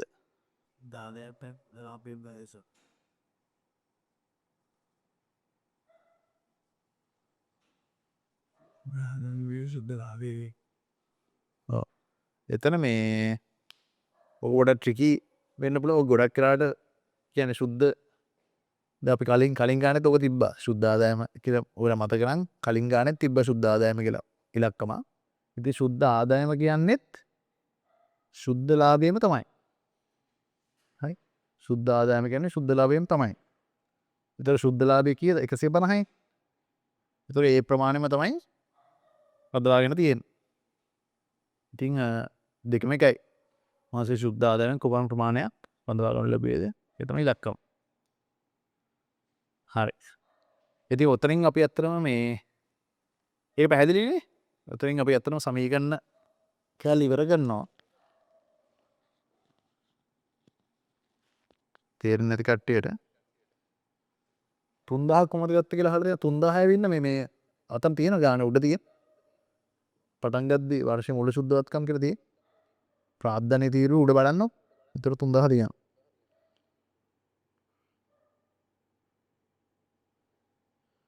ඔව් අතන මේ බැංකු ණය 250 ණය හිමියන්ට ගෙවීම බැංකු ණය ගෙවීම කියලා ගන්න බැරිද කියලා අහලා තියෙනවා. 250 ණය හිමියන්ට ගෙවීම බැංකු ණයක් ගෙවීම විදියට ගන්න බැරිද කියලා. වගකීමක් නේද කියන්නේ? එහෙමත් පුළුවන්. වගකීම් කියන එක ඇතුලේ ණය හිමිය වෙන්න පුළුවන්, බැංකු ණය වෙන්න පුළුවන්. ඒක අර වගකීමක් ගෙවීම කියලා ලියන්නේ නැහැ නේ සාමාන්‍ය. ඒක අපි ණය හිමිය කියලා සාමාන්‍ය අපි ලියන්නේ ණය හිමිය. ලියන්නත් පුළුවන්.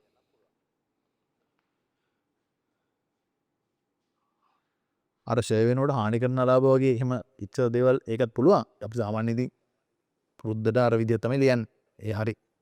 ඩබල් ඒ ටික රුලමයි ඉන්නා වගේ මෙතන. මොකද හරි අපි එහෙනම් ඒ ටියුට් එක ඉවරයි. අපි ඉන්න අලුත්ම ටියුට් එකට යනවා. මේ තමයි අපි ඔයගලන්ට එව්වේ ගෙදරට. අපි පටන් ගමු රත්නසේවසය ඇවිල්ලා දැන් පටන් ගනී ඒක. මේක හරිම වැදගත්. ඉතින් අපි කරගෙන යමු.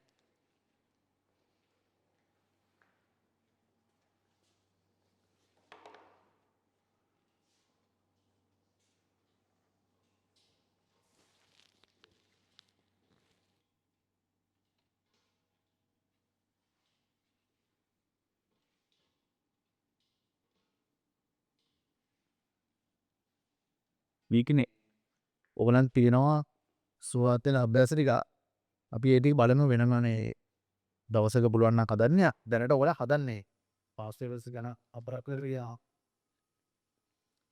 අනිවාර්යෙන් ස්වාධ්‍යන අභ්‍යාස ටික තනියම කරන්න. අපි ඔක කොච්චර පන්ති හැදුවත් ඔයාලා තනියම හැදුවේ නැත්තම් වැඩක් නැදුවේ පුතේ. ඒ නිසා මේක ඔයාලගේ වැඩේ. හරි. මේක අපේ වැඩේ නෙවෙයි ඔයාලගේ වැඩේ. අපි මේ අපට කළ හැකි උපරිමය කරනවා. හැබැයි ඔයාලා ඔයාලගේ වැඩේ හරියට කරන්න ඕන. ඒ නිසා ඔන්න සෑම කෙනෙක්ම මේ බලකිරීමක් නෙවෙයි අමල තාතර කියන්න ඕනත් නැහැ. අපි මේ ස්වාධීන අභ්‍යාස ටික හදන්න. ඒතර අපේ යුතුයකම හැටියට අපි ඒක සාකච්ඡා කරනවද නැද්ද කියලා තීන්දුවක් ගන්න. ඇත්තටම ටියුට් එක දාලා තියෙන්නේ ওই ගණන් ටික අපි හදන්න බලන්න නෙවෙයි. ඒකයි ටියුට් එකේම දාලා තියෙන ස්ව අධ්‍යයනය සඳහා කියලා. ස්ව අධ්‍යයනය කියන්නේ ස්වයං අධ්‍යයනයනේ. තමන් තනියම අධ්‍යයනය කරන්න තමයි ටියුට් එක දාලා තියෙන්නේ. හරි.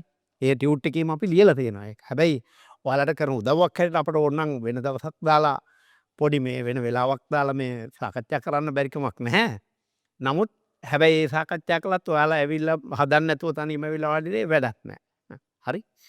රයිට්. ඊළඟට දුවේ පුතේ දැන් මෙහෙමයි. දැන් ඔය විභාග ප්‍රශ්න පත්‍රය හැදෙන්නේ දැන් ළමයි 100 දෙනෙක් විභාගයට ලිව්වොත් මේකත් පොඩ්ඩක් අවබෝධ කරගන්න. 100ක් විභාගයට ලිව්වොත් 100ටම ඒ එන්නේ නැහනේ. 100ම ෆේල් වෙන්නෙත් නැහනේ. නේ?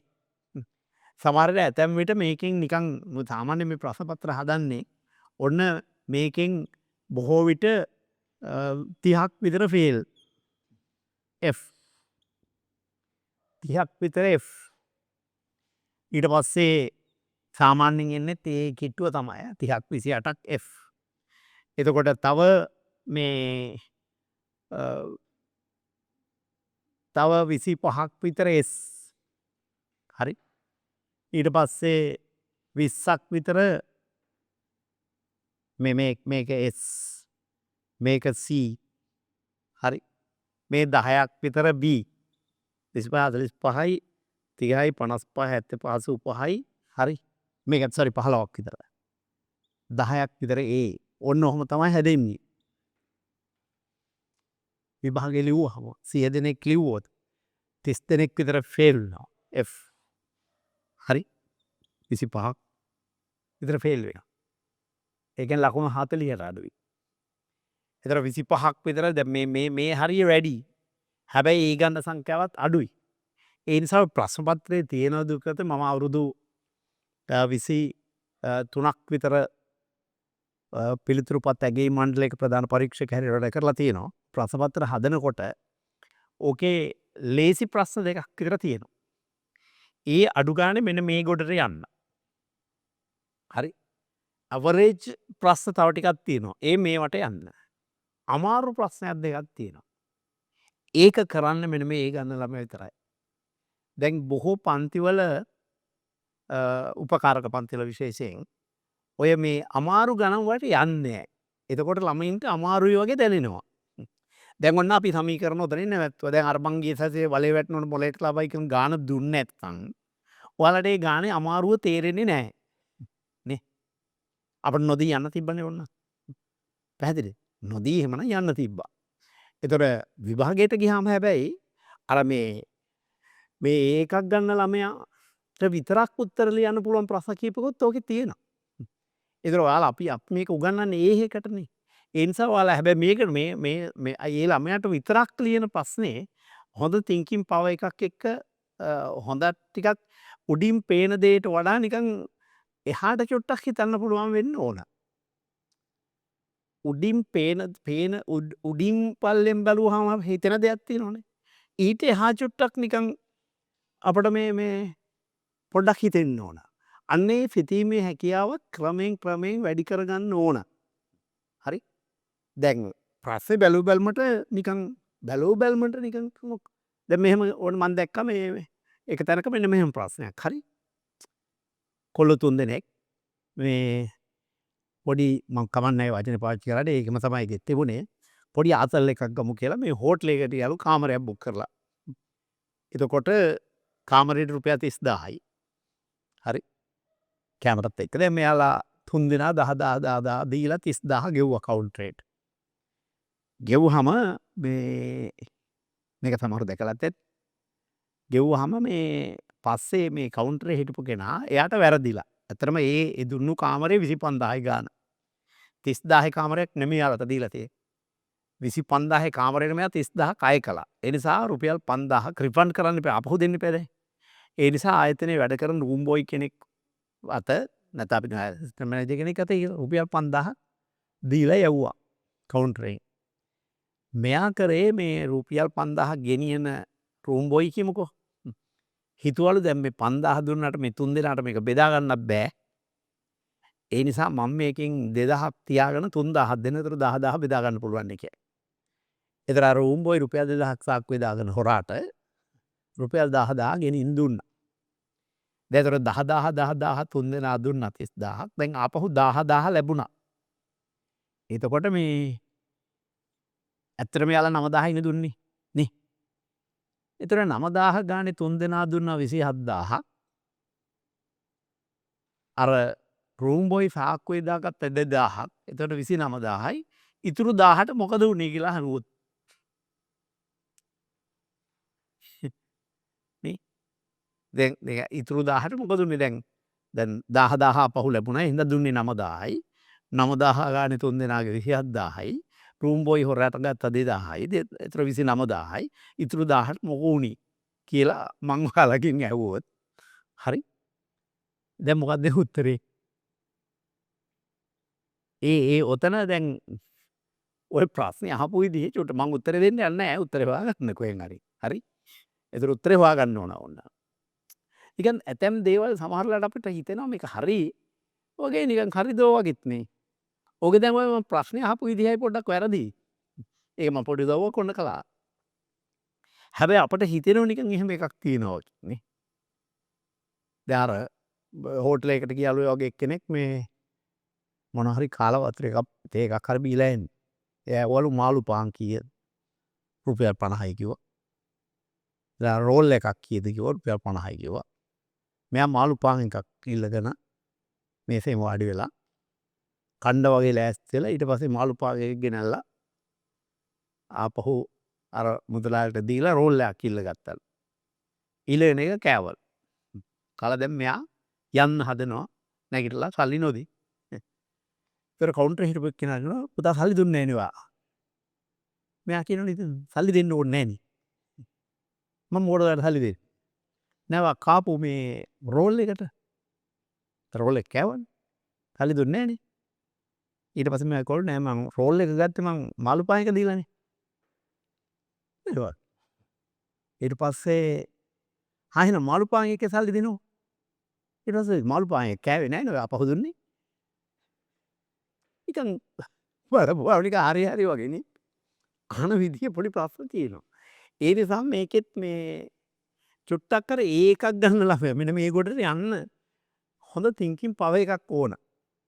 ඒ නිසා දැන් අපි ඊළඟ ටියුට් එකට යන්න හදන්නේ ඒ ටියුට් අතිශය වැදගත් මේ හරබැර කතාවට එන්න හදන්නේ සමීකරණ උඩින් ගිහින්. සමීකරණය තමයි හරබැර කතාවට පදනම. හරබැර කතාව තේරුනේ නැත්තම් ඒකවුන්ටින් ඉතරහට මූල්‍ය ගිණුම් කරන ඉවරටම ඉවරයි. ඒ නිසා අතිශයින් තීරණාත්මක නිබන්ධනයක් පටන් ගන්න හදන්නේ. මේකේ හරබැර කතාව හරියට තේරෙන්න ඕන. කොටිම දිත්ත සටහන් හරියට තේරෙන්න ඕන. මේ නිබන්ධනය හරහා සමීකරණ උඩින් ඇවිල්ලා තමයි මේක කියන්න හදන්නේ. කෙසේ වුවත් මම අර කිව්වේ අර දැන් අපි සාමාන්‍යයෙන් ළමයා වෙහෙතටපත් උඩින් ගිහිල්ලා මේ ෆී එකක් ගන්න එකක් ගන්න. සමහර ගුරු මන් දන්න එක ගුරුවෙක් ඉන්නවා මේ ළමයිනේ මම මේ උගන්වන්නේ පන්තියේ උඹලට 40ක් ගන්න ලකුණු කියලා යාම කියනවා. ඒ පන්තියේ අයට ඒ පන්ති අයට මේ A ගන්න එක ගැන යා කතා කරන්නේ නැහැ B ගන්න එකක් ගැන කතා කරනවා. හැබැයි ගුරුවරයා අවංකයි හොඳයි. එයා කියන්නේ උඹලට S එකක් ගන්න මේ පෙරේත පාදෙන් ගොඩ යන්න ඔය විශ්වවිද්‍යාලේ කියන වචන දෙකක් හොඳ රිසල්ට් එකක් අරන් ක්ලාස් එකක් එක්ක පාස් වෙනකොට කියනවා දේව පාදෙන් ගොඩ යනවා.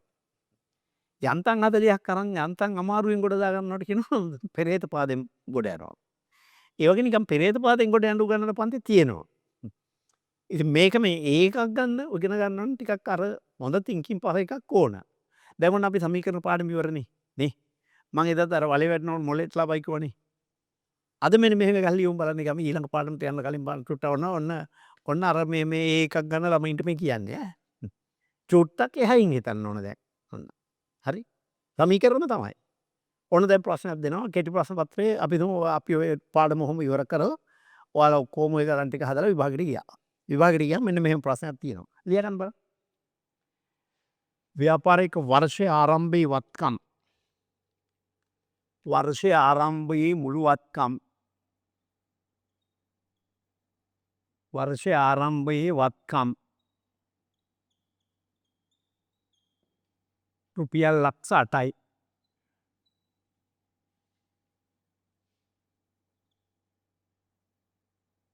කමාදාද ලියනතර වර්ෂයේ ආරම්භයේ වගකීම්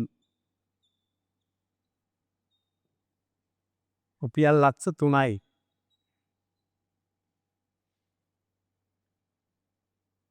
වර්ෂයේ අවසානයේ වත්කම් වර්ෂයේ අවසානයේ වගකීම් රුපියල් 350යි. 3,50,000යි කියලා. වර්ෂයේ ආරම්භයේ වත්කම ලියා ගන්නවනේ. වර්ෂයේ ආරම්භයේ වත්කම් ලක්ෂ 8යි. වර්ෂයේ ආරම්භයේ වගකීම් ලක්ෂ 3යි. වර්ෂයේ අවසානයේ වගකීම් 3,50,000යි. වර්ෂය තුල ගැනිලි 100යි. වර්ෂය තුල අමතර ප්‍රාග්ධනය 150යි. 150යි. අමතර ප්‍රාග්ධන 150යි. වර්ෂයේ ලාභය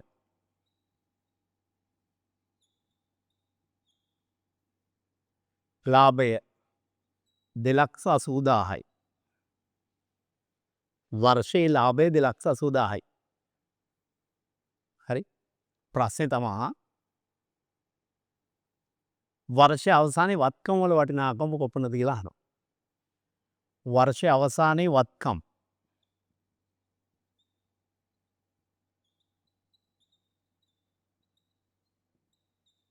වර්ෂය අවසානයේ වත්කම් බැරි වුණ අය අයලි අරන්න වර්ෂයේ ආරම්භයේ වත්කම් 800යි.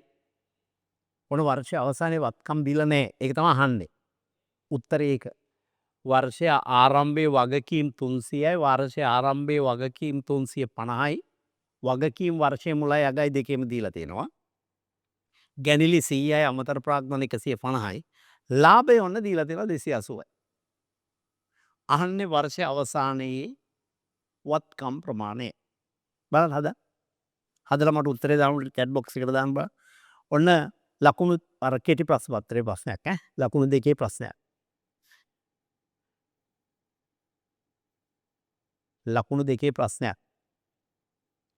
ප්‍රශ්න 50ක් තියෙනවා විනාඩි 120ක් ලැබෙනවා නේ. විනාඩි 120ක් ලැබෙනවා ප්‍රශ්න 50ක් තියෙනවා. ප්‍රශ්නයකට ගන්න පුළුවන් විනාඩි 2.4යි 2.4යි කියන්නේ විනාඩි 2යි තප්පර 36යි sorry තප්පර 24යි විනාඩි 2යි තප්පර 24න් ඕක හදන්න.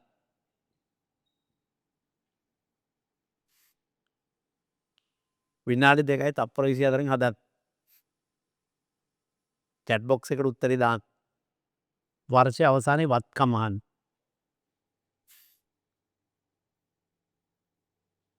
අතන වැටුනේ. බලන්න තක්ද දාන බලන ඉක්මනට ප්‍රදාන කරන කවුද බලමු. භෞතික පන්තියේ නම් තෑග්ගක් දෙනවා. භෞතික පන්තියේ නම් පොඩි තෑග්ගක් දෙන්න තිබ්බා.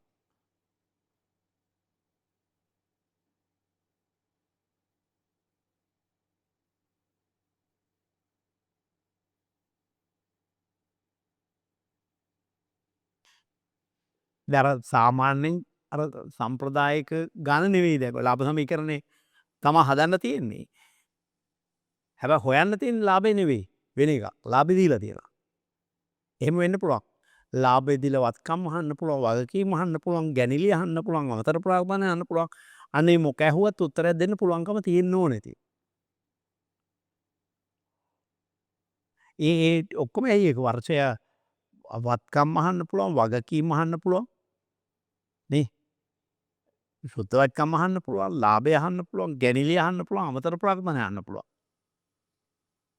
දැන් තව ගානක් දීලා මට ගැනිලි අහන්න පුළුවන්. පුළුවන් වෙන්න ඕන උත්තරයක් දෙන්න. තාම chat box එකට වැටුනේ නැද්ද? 170යි කියලා උත්තරයක් තියෙනවා. 820යි කියලා උත්තරයක් තියෙනවා.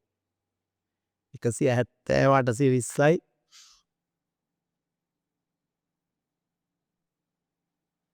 170යි 820යි 1180යි නේ ඔන්න chat box එකේ තියෙනවා මම ලියන්න 1180යි ඔන්න තුන් දෙනෙක් දාලා තියෙනවා. කවුද මේ නම් නොකියමුකෝ. 170 820යි තව එකක් ආවා 670යි 670යි 670යි පොඩි විනෝදේ වගේ හොඳයි නේ. තවත් එකක් ආවා එයා කියනවා 1080 එයාගේ 1080යි 1080යි වෙන්දේසි වගේ නිකන් බලමු. ඔය චූටි ප්‍රශ්නෙට දැනටම අපට උත්තර 5ක් ඇවිල්ලා තියෙනවා. ඔන්න බහුවර්ණ ප්‍රශ්නයක් දුන්නා නම් බොහෝ විට ඔය උත්තර 5 තමයි අරගේ තියෙන්නේ. පැහැදිලිද? දැන් මේකෙන් හරි උත්තරේ තියෙනවද නැද්ද මන් දන්නේ නැහැ. මන් නිකන් හිතලානේ දුන්නේ දැන් මේ. හරි උත්තරේ මේකේ තියෙනවා කියලා හිතමුකෝ. අනික 4 වැරදිනේ. දැන් මෙතන 5ක් ආවා. තව එක්කෙනෙක් දාලා තියෙනවා. ඒක එයාත් 1180යි. 1180යි. ඒ කලින් තියෙනවා. 520ක් ආය උත්තරයක් තියෙනවා. 520යි. නේ මරුනේ බල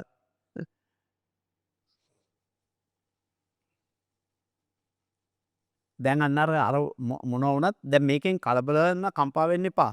කම්පා වෙලා වුණ දැන් සමහර ළමයි හිතනවා මෙතන මේ පන්තිය හරියන්නේ වෙන පන්තියක දැන් මේ පන්තිය මේක කියන්නේ නැහැ. දැන් අපිත් මේක නොකිය ගියා නම් ඔයාලට ඔය ප්‍රශ්න එන්නේ නැහැ. අපි මේ උගන්නන ටිකක් බුද්ධිමත් ළමයි කියලා හිතානේ. හොඳද? ඒක දැන් අපි මේක නොකියා යන්න ගියා නම් එහාට අනිවාර්යයෙන්ම මේ ඒකයි අපේ පන්තියේ අනිත් පන්ති වලට මම වෙනස් කිව්වේ. ඒකට වෙනස්. හේතුව මේ මේක ටිකක් අපි අමුතු තැනකට ගේනවා. 1030යි කියලාත් උත්තරයක් තියෙනවා. 1030යි. හරි. දැන් මෙතනම තියෙන උත්තර 7ක්. හරි. එකක් හරි ගියත් 6ක් වැරදිනේ. පැහැදිලිනේ නේ? ඔය බහුවර්ණ ප්‍රශ්න හදන කෙනා හදන්නේ ඔන්න ඔයාලා ඔය කරන වැරදි දැන් මේකේ මේ මෙතන හරි උත්තරේ තියෙනවා කියලා උපකල්පනය කරමුකෝ අපි. මම දන්නේ නැහැ තියෙනවද නැද්ද කියලා. හැබැයි හරි උත්තරේ තියෙනවා නම් ඔතන අපිට දැන් උත්තර 7ක් ඇවිල්ලා තියෙනවා. මේ ඇති මම වෙන ලියන්නේ නැහැ. හරි. හැබැයි 7න් 6ක් වැරදිනේ ෂුවර් එකටම. බහුවර්ණ ප්‍රශ්න පත්‍රයක් හදන්නෙත් එහෙම ළමයි කරන වැරදි 4ක් අවබෝධ කරගෙන හිතලා ඇසියුම් කරලා උත්තර 4ක් දානවා. නිකන් ඔහේ මොනවා හරි උත්තර 4කෝයි හරි උත්තරේ නෙවෙයි දාන්නේ. ළමයි කරන වැරදි 4ක් උපකල්පනය කරනවා ප්‍රශ්න පත්‍රය හදන කෙනා. හදලා ඒ උත්තරේ දානවා. ඒතර ළමයි ඒ වරද කරලා හදපු ගමන් උත්තරයක් එනවා. උත්තරයක් ආපු ගමන් බහුවර්ණ ප්‍රශ්නෙට ළමයට මාර ජොලියක් එනවා. මාර ගණන් අද උත්තරය ආවා. උත්තරය ලකුණුත් කරලා එනවා. ඇවිල්ලා හිතා ගන්න තිනවා හරි කියලා අපි වැඩේ වැරදි. හරි? දැන් මේ වගේ තමයි. මේක බහුවර්ණ ප්‍රශ්නක දුන්නා නම් දැන් ඔයාලා ඔය කැල්කියුලේට් කරනකොට දැන් මෙතනම උත්තර 7ක් තියෙනවනේ. පැහැදිලිද? දැන් කොහොමද උත්තරේ ගන්න? ඕනේ දැන් මං කිව්වේ අර ඒ ගන්න ළමයි. අපි මේ හදන්නේ ඒ ගන්න ළමයි. ඔහොම අමාරුවේ වැටි වැටි තමයි නැගිටින්නේ ඈ. මෙහෙම තමයි නැගිටින්නේ. එකවර බෑ. හරි? පැහැදිලිද? දැන් අර ආසියානු කුසලානේ දිනාගෙන ආපු අර ගැරු ළමයා පිරිමි ළමයා එහෙම මේ ඔය අනිත් අය අභිභා ගියේ එක දවසින් දුවලද නේ? මේ එක දවසින් දුවන්නේ නැති වෙයිද? ප්‍රැක්ටිස් කරලා අද මුළු රටම ගෞරව කරනවා. හරි? මුළු රටම ගෞරව කරනවා. මුළු රටම නමක් දිනාලා දුන්නා. මම දන්නේ නැහැ ප්‍රමාණවත් තරම් පිළිගත්තද නැද්ද කියලා නම් මට තේරුන්නේ නැහැ එහෙම පිළිගත්ත බව. හරි. සෙව්වන්දි පිළිගත්ත තරම් උත්කර්ධවත් අන්දමින් පිළිගත්ත නැති බවක් තමයි අපි නම් දැක්කේ. හරිනම් පෙරහැරේ ගේන්න ඕන නේ. ඒ රටට ලොකු සේවයක් කරපු ළමයි. ඔයාලත් එහෙම වෙන්න ඕන. දැන් මේක අපි හදමුකෝ බලන්න දැන්. ඔන්න අර සමීකරණෙට දානවා මං ඈ. මොකද්ද? ලාභය සමානයි අගශුද්ධ වත්කම් මං කුඩාවට ලියනවා ඍණ වර්ෂයේ මුල සුද්ධ වත්කම් ධන ගැනිලි ඍණ අමතර ප්‍රාග්ධනය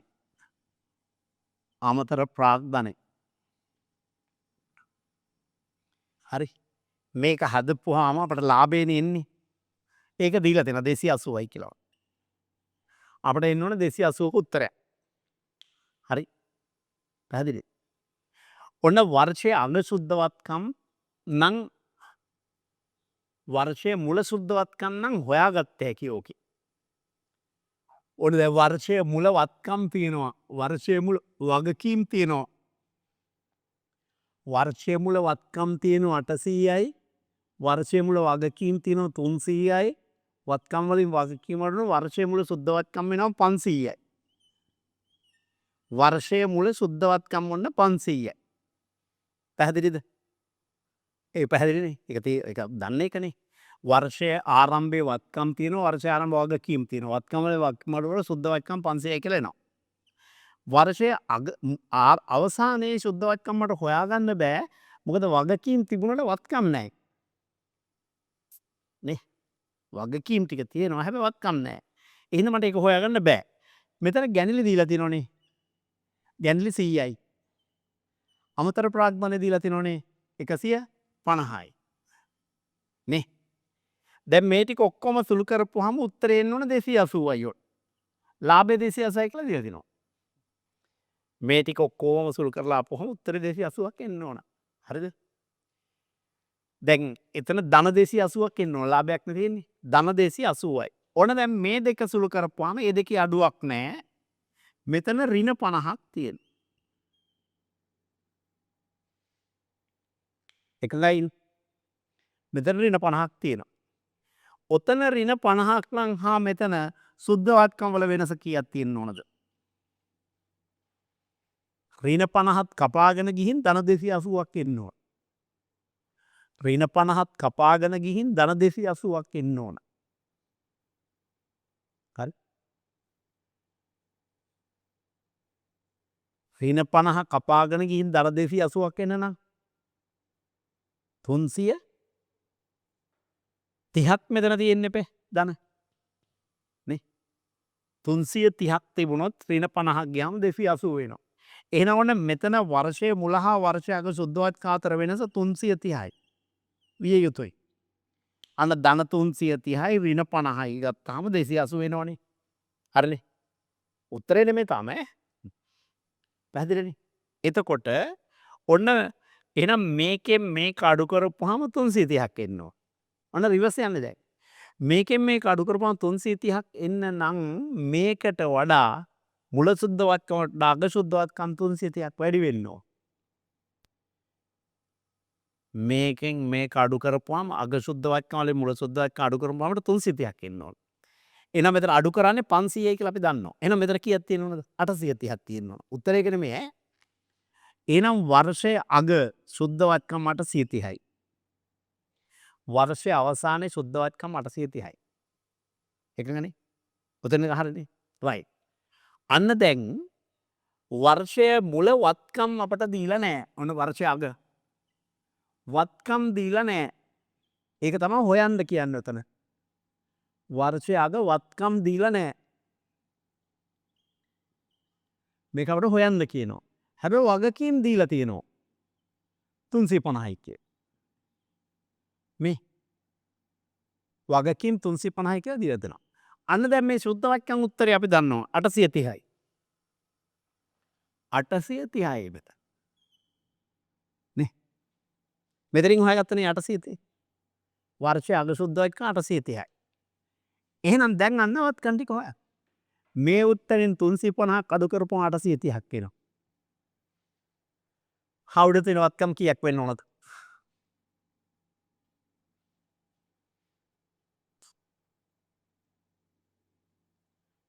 උඩ තියෙන වත්කම් කීයක් එන්න ඕනද?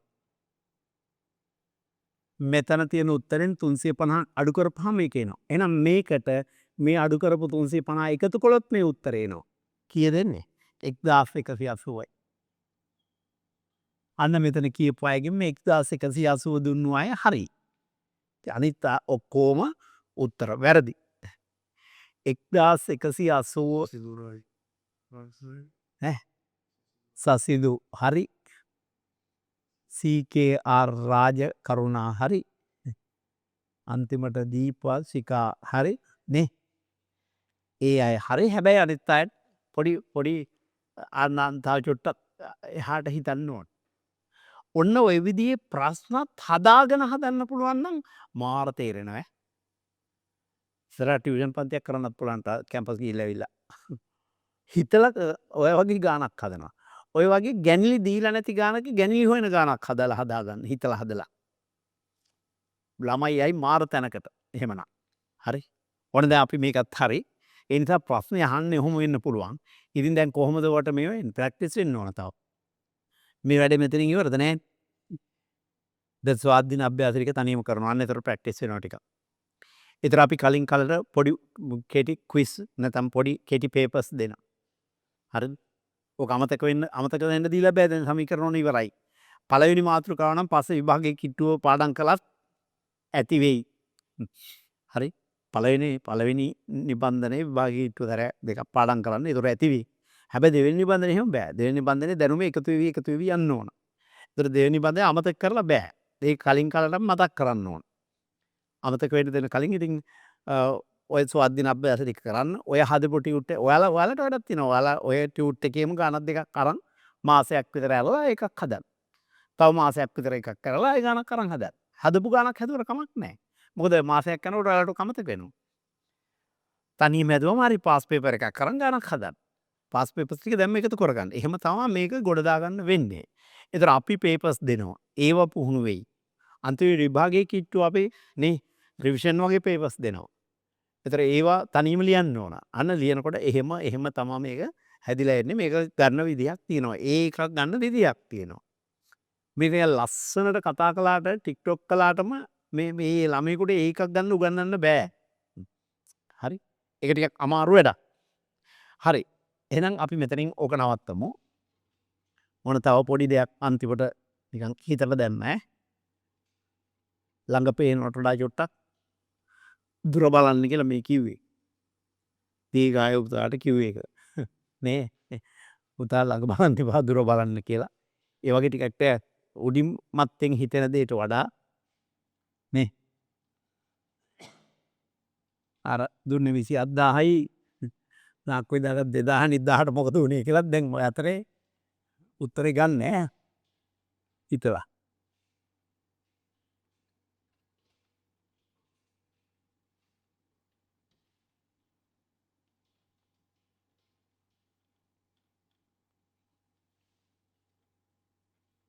දැන් අපි පොඩි කාලේ මේ නැහැ මේ සෝෂල් මීඩියා නෙවෙයි තාක්ෂණේ නැහැනේ රූපවාහිනියක්වත් නැහැ. පරිගණක තබා රූපවාහිනියක්වත් නැහැනේ නේ. ඉතින් අපේ අයගේ මේ අපේ වයසේ අයගේ මොලේ වැඩුණේ තේරවිලි තියෙනවා. තෝරන්න කල්පනා කරන්න ඕන. ඊළඟ අපේ කාලේ දෙනවා එක එක ගැට ලියන්න ඕන. ලියන්න කල්පනා කරන්න ඕන. ගැට ලියන්න කල්පනා කරන්න ඕන. ඉතින් වැඩියෙන් රෑ දවල් කල්පනා කරලා ලියන කෙනා මොලේ වැඩෙනවා. ඒකයි අර මං කිව්වේ වලේ වැටෙනවා මොලේට ලාභයි කියලා. රයිට්. අපි යනවා අපේ තුන්වෙනි නිබන්ධනයේට. දිත්ත සටහන් ක්‍රමය උගන්වන්නයි හදන්නේ. නිබන්ධනයේට අපි දාලා තියෙන්නේම දිත්ත සටහන් ක්‍රමය. හරි. ඔන්න දැන් අපි පොඩි ආරම්භයක් තමයි දෙන්නේ. ඇතරම අපි ඉල්ලීමක් කරනවා වගේ මේ පාඩම අතිශයින් වැදගත්. ඒ නිසා දන්න අඳුරන යාළුවෝ ඉන්නවනම් මොකද මේ ලියලා තියෙන්නේ? ටියුට් වල ගණන් සම්බන්ධව ගැටලු ඇති වුණාම මැසේජ් කරලා අන්න පුළුවන්. මැසේජ් එකක් දාන්න අපි ඒතර මේ මැසේජ් එක කියවන්න අපේ කෙනෙක් ඉන්නවා. එයා මැසේජ් එක කියවයි. සමහරට ඔයා දාපු ගමන්ම දැක්කේ නැහැ වෙන්න පුළුවන්. ඒතර කියවයි කියවලා අපින් මගෙන් උත්තරය අහලා එක්ක වර්තදාගේ උත්තරය අහලා එයා දායි. කිසි ප්‍රශ්නයක් නැහැ. ගෲප් එකට දාන්නම් අපි. තරේ ගෲප් එකෙන් මට දාන්න. හරි. පස්සට කෙලින්ම දැම්මත් කමක් නැහැ. ප්‍රශ්නේ. දාලා තියෙනවද? නම්බර්ස් තියෙනවද? හරි. ගෲප් එකේ දාලා තියෙනවා. ඒක බලන්න. මේ ඒ නිසා එහෙම තමයි කරගන්න ඕන. මේක ඔයාලගේ වැඩේ. ප්‍රතිරුණ නැත්තම් හරි. ප්‍රශ්න තියෙනවා නම් කරගෙන යද්දි තමයි ප්‍රශ්න එන්නේ. නේ? දැන් වලම්පිකන් හොදන එක්කෙනා අතින්ම තමයි බින්දෙන්නේ. හොදන්න නැත්තම් බින්දෙන්නේ නැහැ. හරි. ඒ නිසා ගණන් හදාන යනකොට තමයි වරදින්නේ. ගණන් හදාන යනකොට තමයි ප්‍රශ්න එන්නේ. හොඳට මතක තියාගන්න. ඒ හදලා ප්‍රශ්න එන ළමයා තමයි හොඳ. එයා තමයි ෂාප් වෙන්නේ. ගානක් හදන්න නැතුව ප්‍රශ්න වලට උත්තර ලියන්න නැතුව ප්‍රශ්න නැති ළමයා හොඳ නැහැ. හරි. බුද්ධ වචනෙන්ම කිව්වොත් ඒ ළමයා හොඳ ළමෙක් නෙමෙයි. හොඳ ළමයා එන්නේ ප්‍රශ්න එන ළමයා. විභාගයට යනකොට ප්‍රශ්න එයා විසඳ ගන්නවා. හරි. අරයා ප්‍රශ්න එන බව දන්නේ විභාගෙ ලියනකොට. සමහරු මංගල පේපර් එක ලියන විභාගයේදී. එහෙම මේක කොට දාන්න බෑ. හරි. රයිට්. දැන් ඔන්න අපි ආරම්භයක් දෙනවා මං කියන්න හැදුවේ. අපි අතිශයින් වැදගත් නිබන්ධනය පටන් ගන්න හදන ද්විත්ව සටහන්. දන්න අඳුරන යාළුවෝ ඉන්නවනම් පොඩි පණිවිඩයක් දෙන්න. අපේ පන්තිය ටිකක් වෙනස් අනිත් ඒවාට වඩා. ඒ නිසා ඒ සැබෑ ලෙසේ ඒකක් ගන්න යන්න උගන්වන පන්තියක්.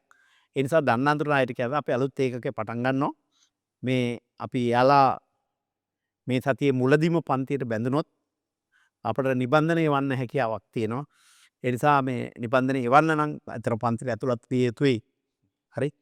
ඒ නිසා ලබන මාසේ පන්ති ගාස්තුව ගෙවලා පන්තිට ඇතුළත් වුණොත් නිබන්ධනය ටික එවන්නම් දන්න අඳුරන යාළුවෝ ඉන්නවනම් කියන්න. ආයෙ යන්නේ නැතුව වටිනා පන්තියක් තියෙනවා. මේකට සහභාගී වෙන්න කියලා. හරි. try. ඔන්න සමීකරණය තමයි වත්කම් සමානයි වෙන්නේ නැහැ හරියට. හිමිකම ධන වගකීම් අද පොඩි ආරම්භයක් දෙන්න හදන්නේ මම. වත්කම් සමානයි හිමිකම ධන වගකීම්. හරි. මං ආපහු යලි මතකයේ අවදි කරනවා. ගිණුම් කරන යෙදවුම් කියමු. ගිනුම් කරන යෙදවුම් කිව්වේ හරියටම කිව්වොත් මෙන්න මේ වත්කම් වගකීම් හිමිකම් යනාදියෙහි වෙනස්කම් ඇතිවීමට තුඩු දෙන මේවා වෙනස් වීමට තුඩු දෙන ගනුදෙනු හා සිදුවීම. හැම ගනුදෙනුවක් හා සිද්ධියක්ම ගිණුම් කරන යෙදවුමක් නෙවෙයි.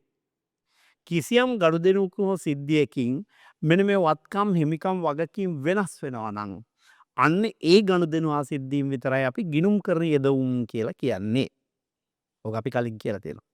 හරි? එහෙනම් ගිණුම් කරන යෙදවුම් කියන්නේ ව්‍යාපාර වත්කම් වගකීම් හිමිකම් වල වෙනස් වීම ඇතිවීමට තුඩු දෙන ගනුදෙනු හා සිද්ධි. එහෙනම් අපිට මෙහෙම කිය හැකිනේ සෑම ගිණුම් කරන යෙදවුමක් නිසාම වත්කම් වගකීම් හිමිකම් වෙනස් වෙනෝනේ. නේ? වත්කම් වගකීම් හිමිකම් වෙනස් වෙනවා නම් සමීකරණයත් වෙනස් වෙනෝනේ. එහෙනම් ඔන්න අපි නිගමනයකට එනවා. මොකද්ද? සෑම ගිණුම් කරන යෙදවුමකින්ම ගිණුම් කරන සමීකරණ වෙනස් වෙනවා. ඇයි සෑම ගිණුම් කරන යෙදවුමකින්ම වත්කම් වගකීම් හිමිකම් වෙනස් වෙනවා. ඉතින් වත්කම් වගකීම් හිමිකම් වෙනස් වෙනවා නම් ඒ අතර සම්බන්ධය දක්වන මේ සමීකරණය මේ සමීකරණය ඇතුලේ තියෙන අගයන් වෙනස් වෙනවා. පැහැදිලිද? නේ? අපි ගිණුම් කර යෙදවුමක් කියලා ගන්නෙම වත්කම් වගකීම් හිමිකම් යනාදී වෙනසක් ඇතිවීමට තුඩු දෙන ගනුදෙනු හා සිද්ධිය විතරයි.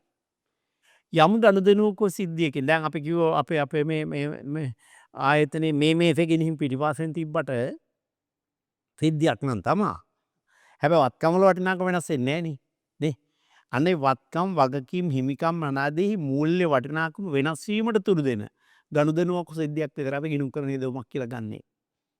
එහෙනම් සෑම ගිණුම් කරන යෙදවුමකින්ම වත්කම් වගකීම් හිමිකම් යනාදී මූල්‍ය වටිනාකම වෙනස් වෙනවා. ඒව වෙනස් වෙනවා නම් සමීකරණයත් වෙනස් වෙනවා. නේ? අන්නේ සමීකරණය වෙනස් වීම ආකාර හතරකට සිද්ධ වෙන්න පුළුවන්. ඔන්න මේ පැත්ත නිකන් පැත්ත කියලා ගත්තොත් සමීකරණයෙන් වම් පැත්ත දකුණු පැත්ත. ඔන්න සමහර ගනුදෙනු තියෙනවා සමීකරණයේ දෙපැත්තම වැඩි වෙයි. මේ පැත්තේ ඉලක්කම් හෝ එකක් හෝ කීපයක් වැඩි වෙනවා. මේ පැත්තෙත් ඉලක්කම් එකක් හෝ කීපයක් වැඩි වෙනවා. එකක්ම වෙන්න ඕනේ නැහැ. දැන් මේ පැත්තේ දෙකක් වැඩි වෙන්න පුළුවන්. තුනක් වැඩි වෙන්න පුළුවන් නේ. අන්න මේ පැත්තත් වැඩි වෙලා මේ පැත්තත් වැඩි වෙනවා ඇතැම් ගනුදෙනු වලින්. අන්න හිතලා උදාහරණයක් දෙන්න බලන්න. ගනුදෙනුවක්. හෝ සිද්ධියක්. සමීකරණයේ දෙපැත්තම සමානව වැඩි වෙන ගනුදෙනුවක් හෝ සිද්ධියක් හිතලා කියන්න. දැන් අන්න හිතලා කියන්න දැන් සමීකරණ ගණන් හදලා තියෙන්නේ හිතලා කියන්න පුළුවන් වෙන්න ඕන. දැන් ඔන්න අභ්‍යාසයක් හරිද? ගෙදරදී හෙට උදේ නැගිටලා ඉස්කෝලේ යනවා නම් ගිහින් ඇවිල්ලා මම මේ කියන ගනුදෙනු කීපයක් ලියන්න. මේ සමීකරණයේ දෙපැත්තම වැඩි වෙන ගනුදෙනු කීපයක් කලින්ම හිතලා ලියන්න. ඒක අපට පෙන්වන්න ඕනේ නැහැ නිකන් ලියන්නයි. හරි. මෙන්න මේකෙන් සමීකරණ දෙපැත්තම වැඩි වෙනවා. මොනවාද උදාහරණ? අයිතිකරු ප්‍රාග්ධනය ගෙන ඒම. අයිතිකරු ප්‍රාග්ධනය ගෙන આવොත් මේ පැත්තේ මුදල් කියන වත්කම වැඩි වෙනවා. මේ පැත්තේ ප්‍රාග්ධනය කියන හිමිකම වැඩි වෙනවා. ඔන්න සමීකරණ දෙපැත්තම වැඩි වෙනවා.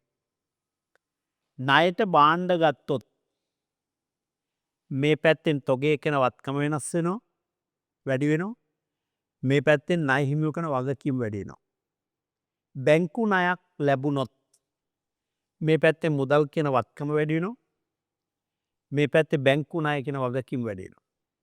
එහෙනම් අන්න සමීකරණයේ දෙපැත්තම වැඩි වෙන ගනුදෙනු තියෙනවා.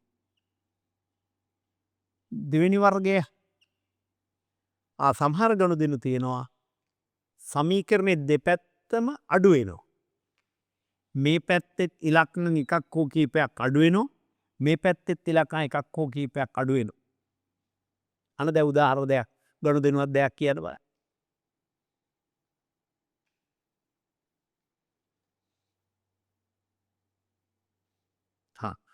එක්කෙනෙක්ව ගැනිලි. ඔව්.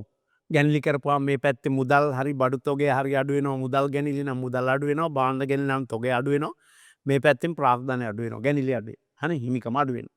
ඒක හරි. ගැනිලි හරි. ආයි ණය හිමියන්ට ගෙව්වොත් එක්වර මං කලින් කිව්ව බැංකු ණය ආපහු ගෙව්වොත් මේ පැත්තෙන් මුදල් වත්කම අඩු වෙනවා. මේ පැත්තෙන් බැංකු ණය වගකීම අඩු වෙනවා. ණය හිමියන්ට ගෙව්වොත් මේ පැත්තේ මුදල් වත්කම අඩු වෙනවා. මේ පැත්තේ වගකීම ණය හිමි වගකීම අඩු වෙනවා. හරිනේ? වත්කම් ෂෙයා කළොත් මේ පැත්තෙන් වත්කම අඩු වෙනවා. මේ පැත්තෙන් හිමිකම අඩු වෙනවා. හරිනේ? සමීකරණයේ දෙපැත්තම අඩුයි. සමහර ගනුදෙනු තියෙනවා. එහෙනම් සමීකරණ දෙපැත්තම අඩු වෙනවා.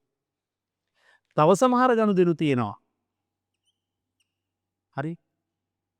මේ පැත්ත මුකුත් වෙන්නේ නැහැ. වෙනස් වෙන්නේ නැහැ. වගකීම් හා හිමිකම වෙනස් වෙන්නේ නැහැ. වත්කම් පැත්ත සමහර ඒවා වැඩි වෙලා සමහර ඒවා ඊට හරියන්න අඩු වෙනවා.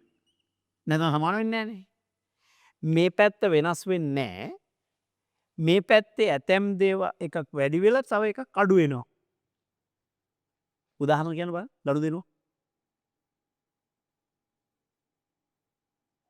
හිමිකම හෝ වගකීම් වෙනස් වෙන්නේ නැහැ. වත්කම් වැඩි අඩු වෙනවා. වත්කම් වැඩි අඩු වෙනවා.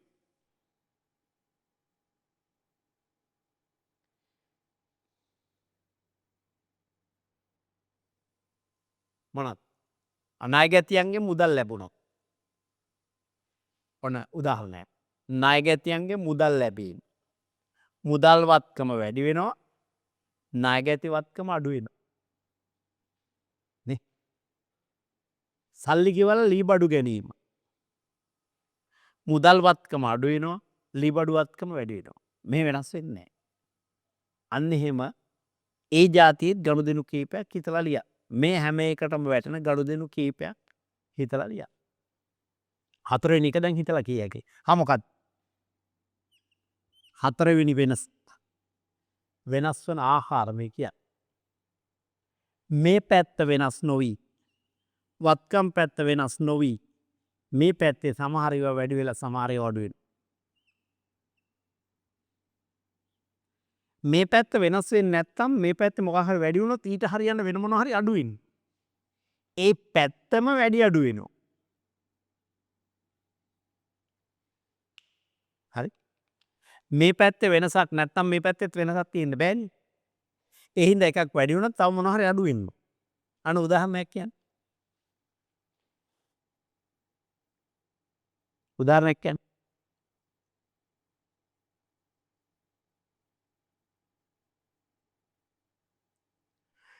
අයිතිකරුගේ පුද්ගලික මුදලින් ණය හිමියන්ට ගෙවී. මොකෝ වෙන්නේ හිතලා කියන්න. අයිතිකරුගේ පුද්ගලික මුදලින් ගෙවන අමතර ප්‍රාග්ධනය ගෙන වගේනේ. එනම් ප්‍රාග්ධනය වැඩි වෙනවා. ණය හිමියන්ට ගෙවුව හින්දා ණය හිමි වගකීම අඩු වෙනවා. අයිතිකරුගේ පුද්ගලික මුදලින් බැංකු ණය ආපසු ගෙවී. බැංකු ණය වගකීම අඩු වෙනවා. ප්‍රාග්ධනය වැඩි වෙනවා. ණයට ගත්ත මුදලක් හෝ බාණ්ඩ අයිතිකරු පුද්ගලික ප්‍රයෝජන ගෙනියා. ණයට ගන්නකොට ණය හිමි වැඩි වෙනවා. වගකීම් වැඩි වෙනවා. පුද්ගලික ප්‍රයෝජනට ගත්තාම ප්‍රාග්ධනය අඩු වෙනවා. අන්න එහෙනම් මීට වඩා තව ආකාර තියෙන්න පුළුවන්ද? ගිණුම් කරන යෙදවුම් නිසා සමීකරණය වෙනස් වන ආකාර හතරක් ඔය තියෙන්නේ. ගිණුම් කරන යෙදවුම් නිසා ගිණුම් කරන සමීකරණ වෙනස් වන ආකාර හතරක්. දෙපැත්තම වැඩිවීම, දෙපැත්තම අඩුවීම, හිමිකම හා වගකීම් වෙනස් නොවී වත්කම් පමණක් වැඩි අඩුවීම, නේ? වත්කම් වෙනස් නොවී හිමිකම හා වගකීම් වැඩි අඩුවීම. ඔන්න මේ ආකාර හතරක වෙනස්කම් තියෙනවා. මේ ඕන වෙනස් වන ආකාරයක් අරන් බැලුවොත් හැම ගිණුම් කරන යෙදවුමකින්ම හරි හැම ගිණුම් කරන යෙදවුමකින්ම අයිතමයන් දෙකක් වෙනස් වෙනවා. අයිතමයන් දෙකක් වෙනස් වෙනවා. මෙතන බැලුවොත් මේ වැඩිවීම වැඩිවීම අඩුවීම අඩුවීම වැඩිවීම අඩුවීම වැඩිවීම අඩුවීම හේතුව මේක සමීකරණයක් නේ. ඒක රැකෙන්න නම් දෙකක් වෙන්න ඕන. මෙහෙ වැඩි වුණොත් මෙහෙත් වැඩි වෙන්න ඕන. මෙහෙ අඩු වුණොත් මෙහෙත් අඩු වෙන්න ඕන. මෙහෙ මුකුත් නැත්තම් මෙහෙත් මුකුත් වෙලා බෑ. ඒ හින්දා වැඩි වුණොත් අය අඩු වෙන්න ඕන. ඒ නේ. පැහැදිලි? ඔය සමානතාවය නිසා මේක සමීකරණයක් නිසා මේ හැම වෙනසක් තුළම තියෙනවා නේ අගයන් දෙකක් වෙනස් වෙනවා. අගයන් දෙකක් වෙනස් වෙනවා. ප්‍රාග්ධනය ගෙනාවා කිව්වොත් මුදලුත් වෙනස් වෙනවා ප්‍රාග්ධනයක් වෙනස් වෙනවා. ගැනිලි කලා කිව්වොත් මුදලුත් වෙනස් වෙනවා ප්‍රාග්ධනයක් වෙනස් වෙනවා. ලී බඩු මිලට ගත්තා කිව්වොත් ලී බඩුත් වෙනස් වෙනවා මුදලුත් වෙනස් වෙනවා. ණයට බාණ්ඩ ගත්තා කිව්වොත් ඔගයත් වෙනස් වෙනවා ඒක ගැනුම් වෙනස් වෙනවා නේ ණය හිමි වෙනස් වෙනවා. නාගැතියන්ගේ මුදල් ලැබුණා කිව්වොත් මුදල් වෙනස් වෙනවා නාගැති වෙනස් වෙනවා. නාගැතියන්ට වට්ටම් දුන්නා කිව්වොත් මුදල් වෙනස් වෙනවා හිමිකම වෙනස් වෙනවා. හැම තැනම ද්විත්ව බලපෑම අන්න වෙන අගයන් දෙකක් වෙනස් වෙනවා. අගයන් දෙකක් වෙනස් වෙන නිසා අපි කියනවා සෑම ගනුදෙනුවකම සිද්ධියකම ද්විත්ව බලපෑමක් තියෙනවා. ද්විත්ව බලපෑම ඩුවල් ඉෆෙක්ට් එකක් තියෙනවා. ද්විත්ව බලපෑමක් තියෙනවා. හැම ගනුදෙනුවකින් හෝ සිද්ධියකින්ම සමීකරණයට බලපෑම් දෙකක් වෙනවා. බලපෑම් දෙකක් වෙනවා. හරි. ඒ කියන්නේ අගයන් දෙකක් වෙනස් වෙනවා. දෙපොලකට බලපානවා. දෙපොලක් වෙනස් වෙනවා. අගයන් දෙකක් වෙනස් වෙනවා. අයිතම දෙකක් වෙනස් වෙනවා. අන්න ඒ දෙකක් වෙනස් වෙනවට අපි කියනවා ගනුදෙනුවක ද්විත්ව බලපෑමක් තියෙනවා කියලා. කොච්චරද? බලපෑම් දෙකක් තියෙනවා. ගනුදෙනුවේ බලපෑම් දෙකක් තියෙනවා. හරි. ප්‍රාග්ධනය ගෙනාවොත් මුදල් වලටත් බලපානවා ප්‍රාග්ධනයටත් බලපානවා. භාණ්ඩ ණයට ගත්තොත් ණය හිමියන්ටත් බලපානවා තොගෙටත් බලපානවා. නේ? හැම එකකින්ම ද්විත්ව බලපෑමක් තියෙනවා. අන්න අපි අද පළවෙනි වතාවට ඉගෙන ගන්න ගනුදෙනුවක ද්විත්ව බලපෑමක් තියෙනවා. ද්විත්ව බලපෑමක් තියෙනවා. හරි. ඒ බලපෑම් දෙකම ලියද්දී අපි එකම ගනුදෙනුව දෙපොලක ලියන්න වෙනවා. නේ? මොකද්ද? එකම ගනුදෙනුව දෙපොලක ලියන්න වෙනවා. මේ සමීකරණෙත් එහෙමනේ. ප්‍රාග්ධනය ගෙනාවක් කිව්වොත් වත්කම් පැත්තේ මුදල් වල ලියන්න වෙනවා. අර පැත්තෙන් ප්‍රාග්ධනය ලියන්න වෙනවා. හිමිකම්. ණය හිමියන්ට ගෙව්වා කිව්වොත් මුදල් ළඟත් ලියන්න වෙනවා. ණය හිමි ළඟත් ලියන්න වෙනවා. නේ? එහෙනම් හැම ගනුදෙනුවකටම හැම ගනුදෙනුවක් දෙපොලක ලියන්න වෙනවා. අපි ලියනවට එකවුන්ටින් වල කියනවා සටහන් තබනවා කියලා. එහෙනම් දෙපොලක ලියනවට අපි කියනවා සටහන් දෙකක් තබනවා. හරි? සටහන් දෙකක් තබනවා. අන්න හැම ගනුදෙනුවක්ම දෙපොලක ලියනවට එහෙම නැත්නම් සටහන් දෙකක් තබනවට අපි කියනවා ද්විත්ව සටහන් තැබීම කියලා. මොකද? ද්විත්ව සටහන් තබන. ද්විත්ව සටහන් තබනවා කියලා දෙපොලක ලියනවා කියන එක. දෙපොලක ලියනවා. දෙපොලක ලියනවට අපි කියනවා ද්විත්ව සටහන් තැබීම. එහෙනම් සෑම ගනුදෙනු ගිණුම් කරන යෙදවුමකින්ම සමීකරණය වෙනස් වෙනවා. ඒ ආකාර හතරකින් වෙනස් වෙන්න පුළුවන්. ඒ හැම වෙනසක් තුළම බලපෑම් දෙකක් තියෙනවා. ද්විත්ව බලපෑමක් තියෙනවා. හරි. ඒ බලපෑම් දෙක පෙන්නුම් කරන්න අපි හැම ගනුදෙනුවක්ම දෙපොලක ලියන්න වෙනවා. දෙපොලක ලියනවට කියනවා ද්විත්ව සටහන් තැබීම කියලා. හරි. සටහන් දෙකක් ලිවීම. දෙපොලක ලිවීම කියන එකට කියන එකවුන්ටිං භාෂාවේ වචනය. මොකද්ද? ද්විත්ව සටහන් තැබීම. හැබැයි පොඩි කැලලක් අතහැරියද? දැන් අපට මේ ව්‍යාපාර ගනුදෙනු දැන් අපි දන්නවනේ අපි සමීකරණය හදන්න පුළුවන්. සමීකරණය තුලින්ම ඕන නම් ලාභය හොලාභය හොයන්නත් පුළුවන්. මූල්‍ය තත්ත්ව ප්‍රකාශයක් හදන්නත් පුළුවන්.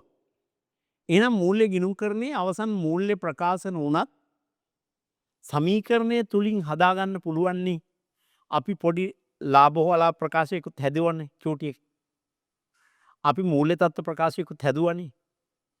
ඔය දෙකනේ මූල්‍ය ප්‍රකාශන කට්ටලේ ප්‍රධානම සංරචක දෙක.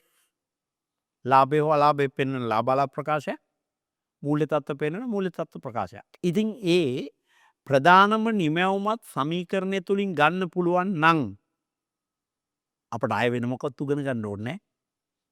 වැඩේ ඉවරයිද? අන්න වැඩේ ඉවර වුණාට පොඩි ප්‍රශ්නයක් තියෙනවා. ඒ තමයි ව්‍යාපාරයක සිද්ධ වන ගනුදෙනුවක් පාසා සමීකරණය තුල ලියන්න බෑ. වෙනතුරකොත් ඔය සමීකරණය තුල ගනුදෙනු වාර්තා කරන එක හරි ඇත්ත ව්‍යාපාරයක ප්‍රායෝගිකව කරන්න බෑ. උදේ පාන්දර කඩේ අරපු වෙලාවේ ඉඳලා নানা ආකාර අය ඇවිල්ලා নানা ආකාර ගනුදෙනු වෙනවා. ගොඩ දෙනෙක් එනවා පුංචි සිල්ලර් කඩේකට උනත් නේ. අපේ ගෙවල් ළඟ තිබුණා චන්ද්‍රසේන මුදලාලිගේ කඩේ. චන්ද්‍රසේන මුදලාලි කඩේට හරි කට්ටිය දෙනෙක් එනවා. පත්තේම කට්ටිය එනවා. ඇවිල්ලා මුදලාලි එක්ක පොඩි කයි අරු කුජ්ජාලා බඩු තරම් යනවා. උදේ පාන්දර කඩේ අරපු මුදලාලි 6 වෙනකොට කඩේ අරිනවා. ඊට කලින් අරිනවා. ඊට රෑ වෙනකන් ගනුදෙනු වෙනවා. ඔය ගනුදෙනුව ගන්න සමීකරණය තුල ලියන්න කිව්වොත් මොනවා වෙයි? පිස්සු හැදෙන රන්දනේ. පිස්සු හැදෙයි. ඒ හින්දා ගනුදෙනුවක් ගන්න සමීකරණය තුල ලියන්න බෑ. ප්‍රායෝගික නෑ. ඒ නිසා ගිණුම් කරණයේදී අර දෙපොලක ලියනවා කියවනේ. අපි ගනුදෙනු ලියන්නේ ගිණුම් දෙකක. මොනවාද? ගිණුම් දෙකක ලියනවා. ගනුදෙනු හා සිදුවීම් හෙවත් ගිණුම් කරන යෙදවුම් එහෙනම් ගිණුම් කරණයේදී වාර්තා කරන්නේ ගිණුම් වල. ඔන්න ගිණුම් කියලා જાතියක් එනවා. accounts. අපේ විෂය accounts නෙමෙයි ඈ. ගිණුම් කියන වචනේ තමයි accounts. අපි accounts කරනවා කියන්නේ මේ විෂය accounting. ඒකේ තින් කැල්ල තියෙන උනාග. හරි. මේක accounts ගිණුම්. අපි ගනුදෙනු ලියන්නේ ගිණුම් වල. දැන් සටහන් දෙකක් තියෙනවා. ගනුදෙනුවක දිත්ත බලපෑමක් තියෙනවනේ. බලපෑම් දෙකක් තියෙනවනේ. අගයන් දෙකකට බලපානවනේ. අන්න ගිණුම් දෙකක ලියන්න ඕන. හැම ගනුදෙනුවක්ම එහෙනම් ගිණුම් දෙකක ලියන්න ඕන. දැන් මොකද්ද ගිණුමක් කියන්නේ? ගිණුමක් යනවා කියලා ඇහුවොත් දෙන උත්තරය මොකක්ද? ගිණුමක් කියන්නේ මොකක්ද? account එකක් කියන්නේ මොකක්ද?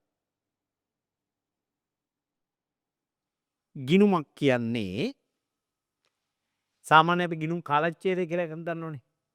යම් නිශ්චිත දිනයක සිට තවත් නිශ්චිත දිනයක් දක්වා වන නිශ්චිත ගිණුම් කාලච්ඡේදයක් තුල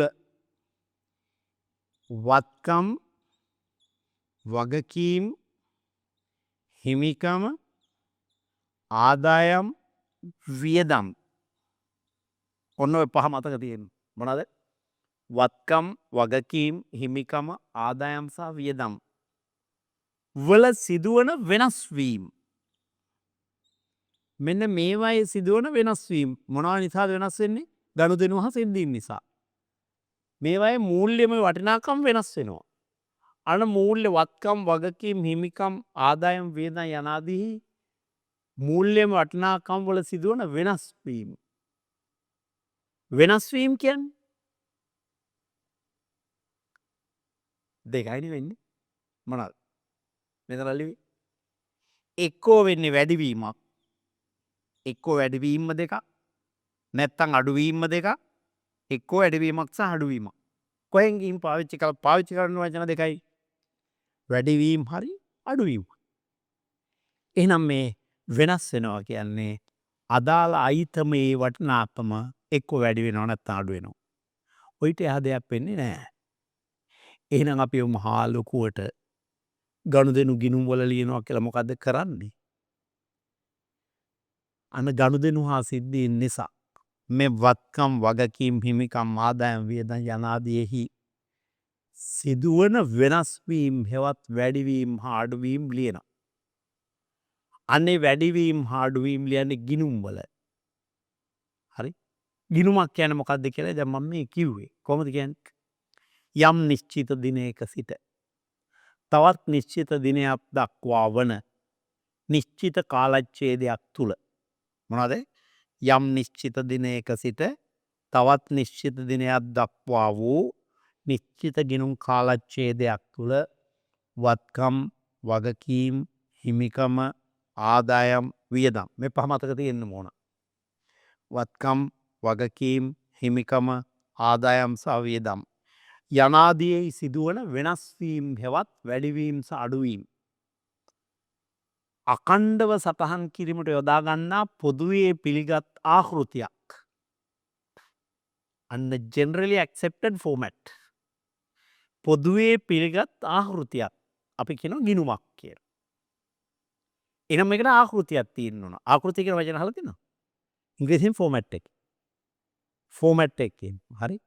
පොදුවේ පිළිගත් ආකෘතියක්. බලන්න කිය. ගිණුමක් කියන්නේ මොකක්ද? යම් නිශ්චිත දිනයක සිට අද ඔන්න ඔළුවේ තියාගෙන යන්න ඕනේ. තරහන දෙන්නේ නැහැ. තරහන දෙන්නේ පස්සේ. දැන් ඔන්න මතක තියාගෙන යන්න ඕනේ. ලබන සතිය අහනකොට කියන්න පුළුවන් වෙන්න ඕනේ. ගිණුමක් කියනවා. මොකද්ද? යම් නිශ්චිත දිනයක සිට තවත් නිශ්චිත දිනයක් දක්වා වූ නිශ්චිත ගිණුම් කාලච්ඡේදයක් තුල. ඕක කියත් ඇයිනේ. අච්චර දිගට කියන්න බැරි නම් නිශ්චිත ගිණුම් කාලච්ඡේදයක් තුල කියලා කියන්න. නිශ්චිත ගිණුම් කාලච්ඡේදයක් තුල මොනවද? වත්කම් වගකීම් හිමිකම ආදායම් වියදම් යනාදියෙහි සිදුවන වෙනස් වීම් හෙවත් වැඩිවීම් සහ අඩුවීම් අකණ්ඩව වාර්තා කිරීමට නැත්නම් සටහන් කිරීමට යොදා ගන්නා පොදුවේ පිළිගත් ආකෘතියක් අපි කියනවා ගිණුමක් කියලා. පැහැදිලිද? හරිනේ. ඔන්න ගිණුමක් කියන එකක් දැන් මම දැන් සටහන දෙන්නේ නැහැ. හේතුව ඇත්තටම දැන් අද ආවේ නැති ළමයි ලබන සතියේ ඉන්න පුළුවන්. ලබන සතියේ ඔයාලගෙත් දැනුම් දීමත් අලුත් ළමයි එන්න පුළුවන්. ඒ අයට මේ දිත්ත තරන් ටික තේරෙන්න ඕන. හරි. ඒ නිසා අද මේකේ නෝට් එක මම දෙන්නේ නැහැ. තව විනාඩි 5යි අපිට තියෙන්නේ. හරි. කාලෙකුත් නැහැ. මේ ඒ නිසා හරියටම ලබන මාසේ පළවෙනි සතියේ බ්‍රහස්පතින්දම අපි මේ අතිශයින් වැදගත් මම හිතනවා ඔයාලා ජීවිතේ ඉගෙන ගන්න වැදගත්ම නිබන්ධන දෙක තමයි මේ තියෙන්නේ. මේ නිබන්ධන දෙක තේරුනේ නැත්තම් මූල්‍ය ගිණුම්කරණය ඉවරයි හබක්.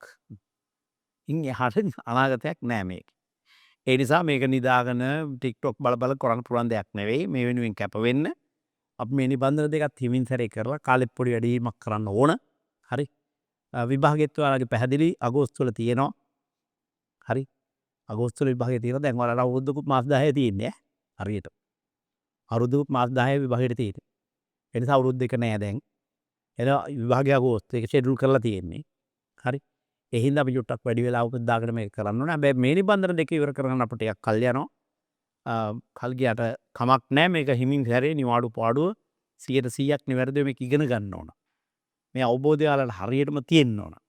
ඒ නිසා දන්න අයට කියන්න මේ දිත්ත සමාය කරගන්න ලබන සතියේ එන්න කියලා. හරි. බ්‍රහස්පතින්දට. එහෙනම් තව විනාඩි 2-3ක් ඉස්සරහට තිබුණත් අපි පන්ති නවත්තනවා. මේ ලබන සතියේ අලුත් නිබන්ධනය ලැබුණ නැති අයට අපි නිබන්ධනය එන්න අපේ අයට දැනුවත් කරන්න කෝල් කරලා කියන්න නිබන්ධනය හම්බුන්නේ නැහැ කියලා. ඒතර මේ සතියෙම දෙන අලුතෙන් ඉන්න ඉන්නවනම් දන්න අඳුරන යාළුවෝ ඉන්නවනම් බය නැතුව නිර්දේශ කරන්න. මේ වගේ කිමිනිස් පරිදි ඉෂ්ට වෙනවා. එයාලා නිවැරදිම තීරණයක් වෙයි. ඒ හින්දා ඒක දැනුවත් කළා. හැබැයි ඒ අය බැඳෙනවා නම් සතිය මුලදීම පුළුවන් නම් හෙටම පන්තිට ඇතුළත් වෙන්න කියන්න. මොකද නිබන්ධනය වන්න ඕන. නිබන්ධන දෙකක් මේ වන නිසා මේකට එවන්නක් ගාස්තුවක් යන නිසා අපිට පන්තියට කාඩ් එක ගන්න අයට විතරයි එවන්න පුළුවන්කම තියෙන්නේ. ඔයාලා ඕන කෙනෙකුට තේරෙනවා ඒක. හරි. ඒ නිසා මේ දන්න අඳුරන අයට කියන්නේ නම් බොහොම ස්තුතියි. ලබන සතියේ බ්‍රහස්පතින්දා අලුත් මාසේ ඒ කියන්නේ අපි නොවැම්බර් මාසේ පන්ති පටන් ගන්නවා. එහෙනම් හැමදෙනාටම තෙරුවන් සරණයි. දෙවි පීඨයි. good night. අදට